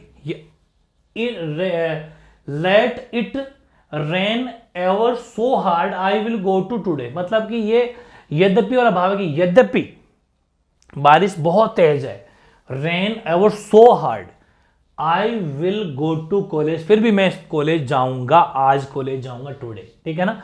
तो मिस्टर रमेश सैड दैट, कोई दिक्कत नहीं है, इवन इफ लगाना है इसके अंदर, क्या लगाना है, इवन इफ, सॉरी, ठीक है, इसमें क्या लगाना है भाई, इसमें इवन इफ लगाना है। तो ध्यान रखें ये क्या है, थोड़ा सा पढ़ते टाइम ध्यान रखना कि इसमें अगर फीलिंग ऐसी है यद्यपि, यद्यपि का मतलब है हालांकि, दोनों ही वर्ड यूज होता है। थोड़ी सी आपको इसकी ट्रांसलेशन करनी है, अगर थोड़ी बहुत भी अगर आपको हिंदी ट्रांसलेशन आती है ना तो मामला सेट हो जाएगा। कि रमेश कहता है कि हालांकि बारिश बहुत तेज है फिर भी आज मैं कॉलेज जाऊंगा, ऐसा केस जब निकल के आए तो वहां पर इवन इफ का यूज किया जाता है। Mister Ramesh said that even if it rain hard, ध्यान रखना, देखो mister Ramesh said conjunction that लग गया, उसके बाद में इवन इफ लेट को तो हटा देना है, ये लिखा भी है मैंने, लेट की जगह तो इवन इफ लगेगा, लेट की जगह इवन इफ लगेगा, कंजक्शन दैट लगेगा, रिपोर्टिंग वर्ब ज्यों का त्यों, बड़ी गजब की बात है, रिपोर्टिंग वर्ब ज्यों का त्यों, रमेश सेड का रमेश सेड ही रहेगा, अगर टोल्ड है तो टोल्ड ही रहेगा, ज्यों क्या त्यों, as it is, as it is. वाह, very very important, very very very important है, लिखना है इसको। तो क्या हुआ, मिस्टर रमेश सेड दैट तो कंजक्शन लग गया, लेट को हटा के इवन इफ लगाना है, इट का इट, रेन का रेंड हो गया, रेंड का मतलब है ये पास्ट टेंस है, मतलब कि प्रेजेंट टेंस था कि it rain ever so hard, simple, लेकिन उसको V2 बदल देंगे मैं रेन हार्ड, और बाकी तो समझ में आ गया आपके भाई, it rain ever so hard, ये प्रेजेंट सिंपल टेंस है, और प्रेजेंट सिंपल टेंस को बदलना है पास्ट सिंपल में। पास्ट सिंपल का मतलब है V2, वर्ब की सेकंड फॉर्म, तो रेन की सेकंड फॉर्म रेंड होती है, इट रैन हार्ड, फिर आगे सेंटेंस है, कॉमा लगा देना, I will go to college, तो आई पर्सन कौन सा है, फर्स्ट पर्सन, फर्स्ट पर्सन की जाएगा सब्जेक्ट के अकॉर्डिंग चेंज, सब्जेक्ट है मिस्टर रमेश, रमेश तो लड़का है, तो यहां पर आ जाएगा ही, विल का हो जाएगा word, go to college, today का हो जाएगा दैट डे। क्या गजब का एग्जांपल है, वेरी वेरी इंपॉर्टेंट है, ध्यान से आंखें खुली रखना, दिमाग ऑन रखना, सब कुछ, तभी चीजें समझ में आएगी, और जिस दिन समझ में आ जाएगी तो कहोगे यार इतना बड़ा टॉपिक क्या शानदार तरीके से अपन ने कंप्लीट किया है। एक लिखो इंपॉर्टेंट रूल, ये रूल इसी का ही है कि रिपोर्टेड स्पीच में imperative sentence plus question tag plus question mark का यूज हो तो फिर सेंटेंस कैसे बनेगा, क्या बात है, मतलब रिपोर्टेड स्पीच में इंपेरेटिव सेंटेंस तो हो ही हो, प्लस आपका क्वेश्चन टैग हो, प्लस क्वेश्चन मार्क हो, तब कैसे करेंगे, जैसे कि he said to me give me some rupee will you, ये होता है क्वेश्चन, विल यू कहते हैं ना, will you, want you, don't, ये सब है ना, ये क्वेश्चन टैग होता है, तो विल यू। आपके हालांकि कोर्स में क्वेश्चन टैग है नहीं, शायद है होगा तो मैं जबरदस्त तरीके से पढ़ा दूंगा, किसी भी चीज का क्वेश्चन टैग ऐसे बनाया जाता है, तो क्या हो जाएगा, he said to me give me some rupees will, some rupees, इतना पहले इतना सा पढ़ो, वो तो क्वेश्चन टैग पे मत जाओ, इतना सा पढ़ोगे, he said to me give me some rupees, मतलब कि उसने मुझसे कहा कि गिव प्लीज कुछ थोड़ा, तो यहां पर गिव मी सम रूपीज मतलब रिक्वेस्ट कर रहा है, रिक्वेस्टित कर रहा है, तो he requested me to, conjunction लग जाएगा, इसमें भी टू कंजक्शन लगेगा, नीचे लिख दिया मैंने, कंजक्शन टू लगेगा, क्वेश्चन टैग को हटा दो, क्वेश्चन टैग को हटा दो, क्यों, ये देखो लिखा हुआ क्या है, he said to me give me some rupees will you का मतलब दे सकते हो क्या, एक्चुअल में अगर मैं इस विल यू को हटा भी दूं तो क्या सेंटेंस में अर्थ पड़ेगा, क्या कोई अनर्थ नहीं होगा, कोई फर्क नहीं पड़ेगा, कैसे कि he requested me, conjunction to लगा दिया, गिव मी की जगह, मी तो चलो उसके अकॉर्डिंग आया है, लेकिन हमें तो इसके अकॉर्डिंग भरना है, तो हिम आ जाएगा, give him some rupees, give him some rupees, बस विल यू का वुड यू भरने की जरूरत क्या है, तो पॉसिबल है तो कोई जरूरत है, इतना सही, इतने से भी सही है। तो ध्यान रखना ये जो आपके क्वेश्चन टैग होते हैं ना वो हट जाते हैं, बताओ कितना शानदार क्वेश्चन है, ऑप्शन में ये आ जाए और कहीं आप वही भर दो जिसमें क्वेश्चन टैग है, लेकिन नहीं, क्वेश्चन टैग को हटाना है। ऐसे ही Ramesh said to her switch off the light will you, मतलब लाइट का स्विच ऑफ कर दो, क्या कर सकते हो, विल यू कर सकते हो, पॉसिबल है क्या, अरे बार बार क्या पूछने की जरूरत है, क्वेश्चन टैग है हटा दो।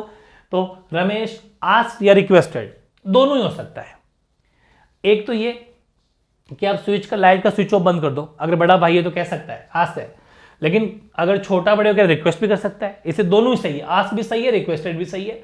Ramesh asked her to switch off the light या Ramesh requested her to the switch off light, to conjunction लग गया, switch off the light as it is, question mark हट जाएगा, और फुल स्टॉप लग जाएगा। वेरी वेरी इंपॉर्टेंट है, ध्यान रखें। गजब का रूल इंपॉर्टेंट रूल था। इंपरेटिव सेंटेंस की नस नस चेक कर ली है। अब अगली हेडिंग लगाइए नंबर 4, ऑप्टेटिव सेंटेंसेज, इच्छा सूचक वाक्य। कौन से वाक्य? इस इच्छा सूचक वाक्य है। इसमें क्या होता है, इसमें आपको डायरेक्ट के अंदर ऐसा दिखेगा, may plus subject plus main verb plus object, उसके बाद में ये ऐसा चिन्ह, विस्मयादिबोधक चिन्ह, ठीक है ना। तो कोई जरूरी नहीं है विस्मयादिबोधक चिन्ह एक्सक्लेमेटरी साइन का होना। एक्सक्लेमेटरी सेंटेंस को इंडिकेट करता है, वो ऑप्टेटिव भी हो सकता है, ठीक है ना। ध्यान रखें, इच्छा सूचक है ये। तो may plus subject plus main verb plus object plus ये साइन अगर दिखे तो आपको इनडायरेक्ट बनाते समय क्या करना है, सब्जेक्ट पहले, मे का हो जाएगा माइट, मेन वर्ब का मेन वर्ब, ऑब्जेक्ट का ऑब्जेक्ट, और इसकी जगह फुल स्टॉप, विस्मयादि जो बोधक चिन्ह है वो हट जाएगा। ये रूल है। सेड को विश्ड या प्रेड या कर्स्ड या ब्लेस्ड। देखो कर्स का मतलब होता है श्राप देना, कहते हैं श्राप दे दिया। श्राप देना मतलब बुरा कह देना, भला बुरा कह देना, श्राप दे देना। बाकी विश्ड इच्छा सूचक ये प्रार्थना करना है। ब्लेस का मतलब ही किसी को अच्छा ही कहना है, ब्लेस करना है। कंजक्शन दैट लगेगा, गजब की बात है। ऑप्टेटिव सेंटेंस की पूरी पीएचडी करवा दी मैंने। क्या क्या कि सेड को विश्ड, प्रेड, कर्स्ड या ब्लेस्ड में चेंज करना अकॉर्डिंग टू सेंटेंस। सेंटेंस में किसी की अच्छाई बात है, किसी की बुरा श्राप दे रहा है तो वहां पर कर्स्ट लगा देंगे। बाकी बेसिकली इन तीन से ही पूछा जाता है, वो तो बहुत ही रेयर आता है, लेकिन मैं चाहता हूं कि हर चीज पढ़ी जाए। कंजक्शन दैट लगाएंगे इसके अंदर ऑप्टेटिव सेंटेंस में, और सेंटेंस इस तरीके से आएगा जिसको इस हिसाब से चेंज करना है। मे को हमेशा माइट में चेंज करना है। जैसे he said may God bless you, he said may God bless you, देख लो भाई। He said may plus subject और फिर उसके बाद में मेन वर्ब है, ऑब्जेक्ट है, ऑब्जेक्ट यहां पर यू है। तो मे गॉड ब्लेस यू, मतलब उसने कहा कि मे गॉड ब्लेस यू। तो ही प्रेड, उसने ऐसी प्रार्थना की कि भगवान आपका भला करे, अच्छा हो। तो ये प्रार्थना करना ही तो है, ठीक है। ही प्रेड, तो यहां पर प्रेड वर्ड यूज करना ज्यादा बेटर है। कंजक्शन दैट लगा दिया। उसके बाद में मेन वर्ब के यहां पर क्या है, गॉड। गॉड मेन वर्ब है, तो गॉड आ जाएगा। सॉरी, मेन वर्ब क्या बोलते हैं, सब्जेक्ट है, माय मिस्टेक, लिख देता हूं। चलो, गॉड यहां पर सब्जेक्ट है। गॉड क्या है, सब्जेक्ट है, तो गॉड आएगा। मे का हो जाएगा माइट, यस, और ब्लेस यहां पर मेन वर्ब है। ये क्या है, मेन वर्ब है। तो ब्लेस, और यहां पर यू था लेकिन यहां पर आ जाएगा मी, ठीक है ना। ब्लेस मी, ब्लेस मी मतलब कि ही प्रेड, उसने प्रार्थना करी कि गॉड ब्लेस मी, मुझे भगवान जो है अच्छा। इनडायरेक्टली करिए ना तो मी आ जाएगा।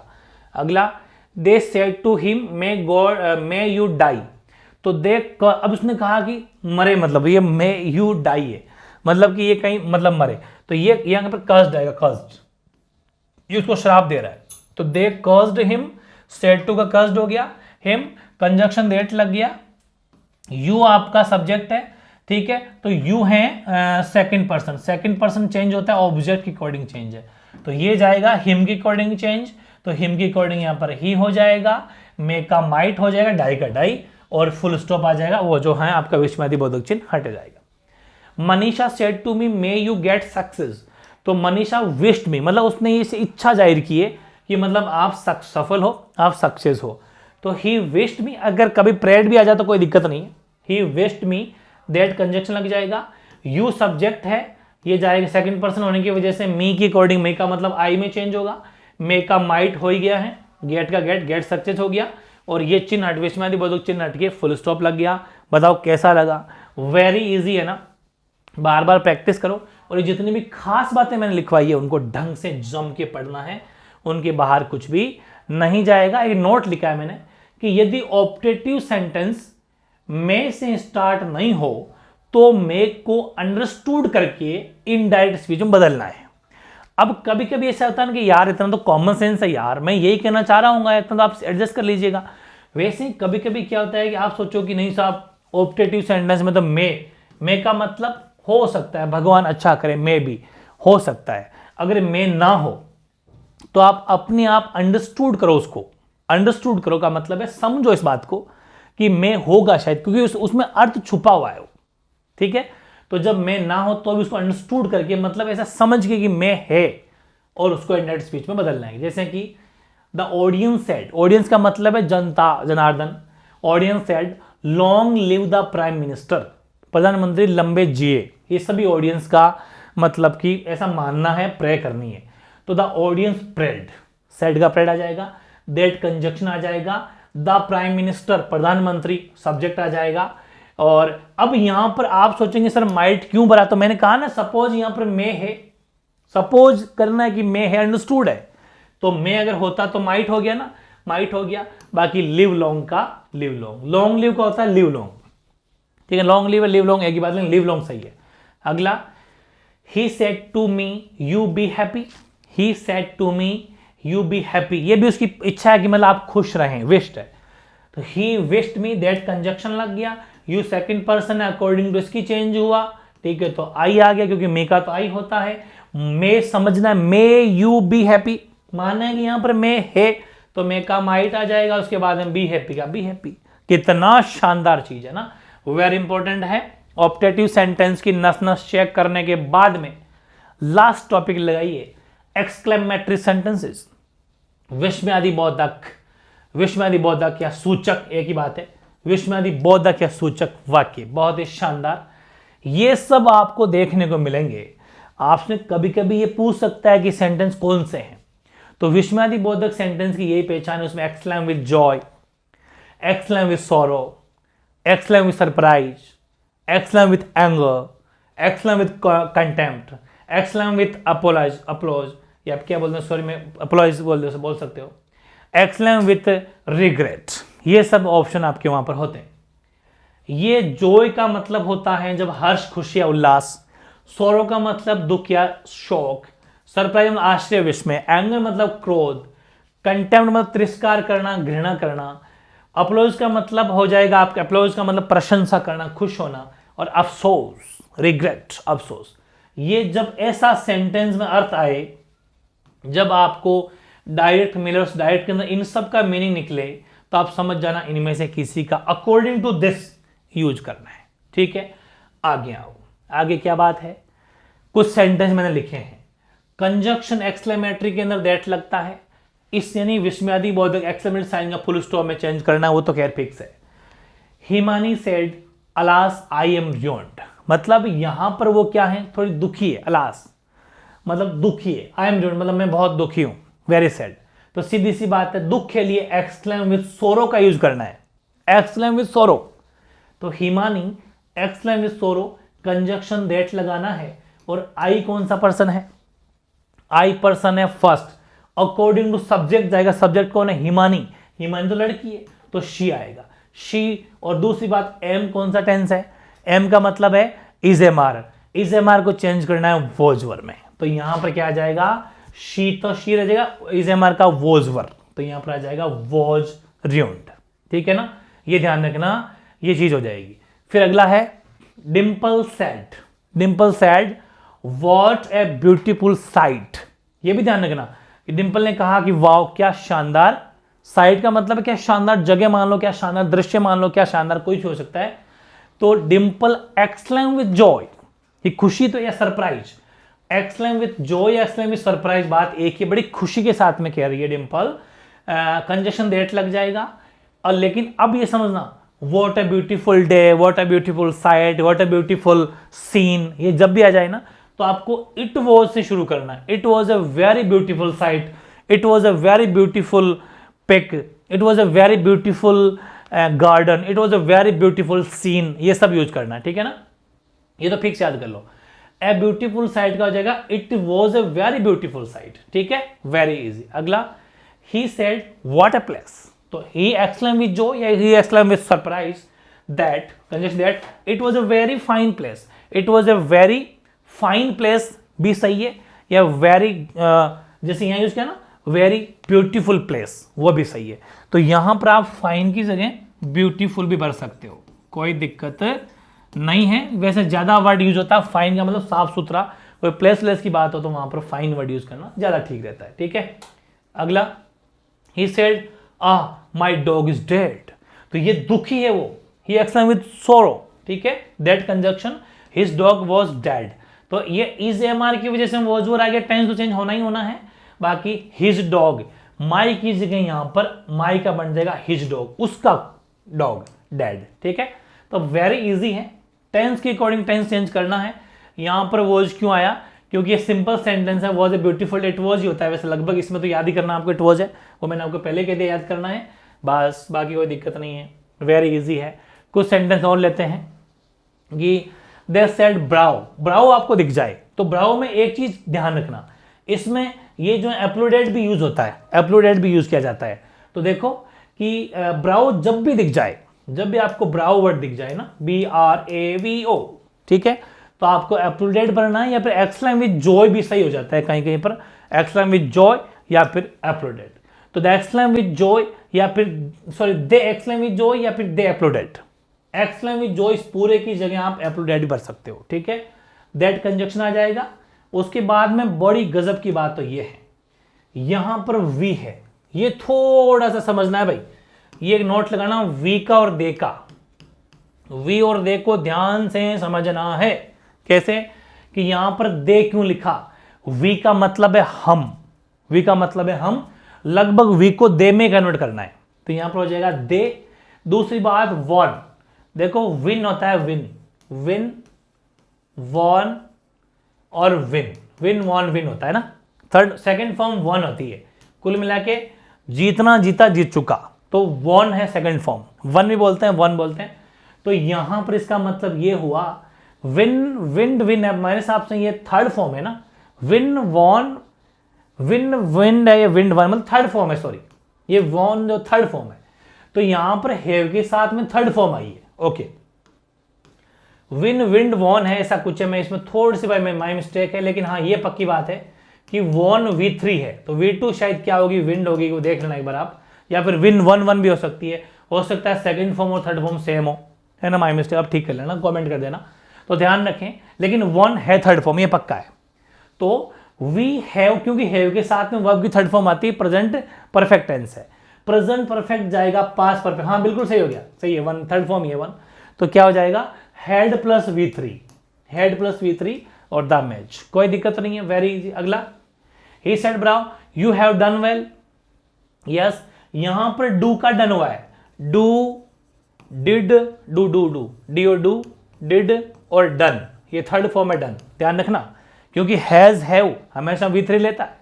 तो he said brow you have done well, तो ही अपलोडेड, क्योंकि ब्राउ के साथ में अपलोडेड ज्यादा बढ़िया रहता है, हिम मतलब क्या रह गया, he uploaded him saying that, he uploaded him saying that he had done well, ये कुछ एक्सेप्शन है, वैसे आप अपने हिसाब से बना सकते हो, he uploaded बना देता हूं, यहां भी सही, ये भी सही है, देखो बना रहा हूं यहां पर, he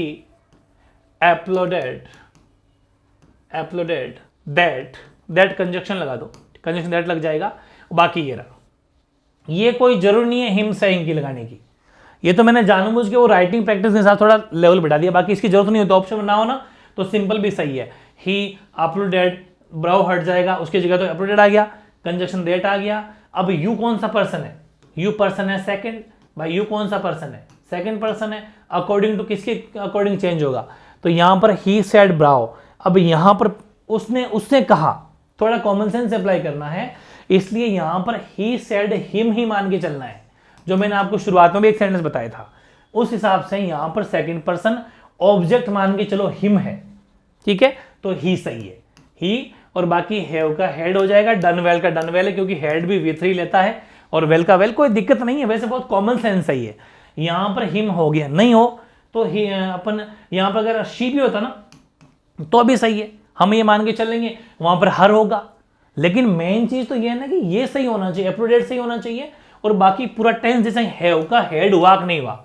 मेन तो मुद्दा ये है जो अपन ने आगे भी लाइव टेस्ट में लिए थे, आपने देखा होगा आपने कि यहां पर अपलोडेट भी था और यहां पर हर था, लेकिन हैव का प्रॉपर हेड तो हर भी सही है, वो कोई फर्क नहीं पड़ता जब ऑब्जेक्ट ना दिया हुआ हो, कॉमन सेंस, वेरी गुड। अगला देखो, अगला क्या है, कुछ एग्जांपल मैंने ऐसे ही लिए हैं जो बेसिकली होते हैं कि we said to me good morning, तो he wished me good morning, ऐसा बनता है इसका इनडायरेक्ट, ये ध्यान रखना, ये डायरेक्ट है, ये क्या डायरेक्ट है, नीचे वाला इनडायरेक्ट है। तो अब कोई कहता है ना उसने मुझसे कहा गुड मॉर्निंग, तो क्या कहा, ही विश्ड मी गुड मॉर्निंग, इसमें कोई रूल अप्लाई नहीं होंगे, ये सीधे सीधे बनेंगे।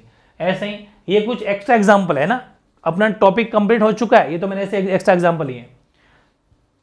शी सेड थैंक यू, तो शी थैंक्ड मी, उसने मुझे धन्यवाद कहा। ही सेड हैप्पी दिवाली, तो he wished me happy Diwali. जैसा कि इस टॉपिक को पढ़ोगे तो घर में दिवाली दिवाली जैसा माहौल होगा। क्यों होगा? क्योंकि आपको सफलता मिलेगी, ये गारंटी। ऐसा टॉपिक जो बहुत बड़ा टॉपिक है, जिसको मेरे हिसाब से 2-1 घंटे में कंप्लीट कर लिया होगा, अंदाजा तो मुझे रहा नहीं, मैंने टाइम देखा नहीं, लेकिन हाँ वेरी इंपॉर्टेंट टॉपिक। और मैंने थोड़ा लेवल ज़्यादा रख दिया भाई, उसके लिए तो आपको एडजस्ट करना है, क्योंकि आपको पता ही हमें क्लासेज की खास बात है, ऑथेंटिक प्लस हाई लेवल पढ़ाया जाता है, बहुत ज़्यादा परफेक्टली बातें की जाती है प्रॉपर वे में, तो इसको आपको ढंग से नोट करना है। कोई भी डाउट अगर रह गया हो कहीं पर भी, तो उसका टाइम लिखिए। जैसे मैंने कह दिया कि 41 मिनट और 10 सेकेंड पे प्रॉब्लम है, तो ऐसा लिख के 41:10 पे ऐसा कह देना, सर मेरे को क्वेश्चन नंबर या एग्जाम्पल नंबर सेकंड में कुछ इश्यू है, तो अपन उस पर भी सोल्यूशन कर लेंगे। कब? लाइव टेस्ट लूंगा इसका, तो उस लाइव टेस्ट में सारे डाउट आप क्लियर भी कर दूंगा। लाइव टेस्ट लेने से पहले आपके डाउट सेशन रख दूंगा, और ज़्यादा डाउट रहेंगे तो डाउट सेशन अलग से भी रख दूंगा, ऐसी कोई बात नहीं है। आपके लिए तैयार हूं, ढंग से पढ़ना है। टेंस अपने कंप्लीट कर लिया बहुत गजब से, एक्टिव एंड पैसिव अपने कंप्लीट कर लिए, और आज नरेशन भी कंप्लीट कर लिए। तीनों ही 1 शॉट रखे हैं, जबर तरीके से 1 शॉट है। ढंग से पढ़ लेना, जम के 1 शॉट रखने के काफी फायदे भी होते हैं। मैं तो खुद 1 शॉट पढ़ता हूं, 2-3 घंटे जम के पढ़े तभी मजा आता है, एक साथ सारी चीजें एक साथ समझ में आती है। इसको पूरे को नोट करना है, पीडीएफ मत मांगना मेरे से, क्योंकि नोट करना ज्यादा चीजें मजे से, अपने शब्दों से, अपने हिसाब से इसको थोड़ा मॉडिफाई करना, ठीक है। ये था अपना डायरेक्ट टॉपिक, जो अपने आज बहुत ही शानदार तरीके से कंप्लीट कर लिया, ठीक है। ओके।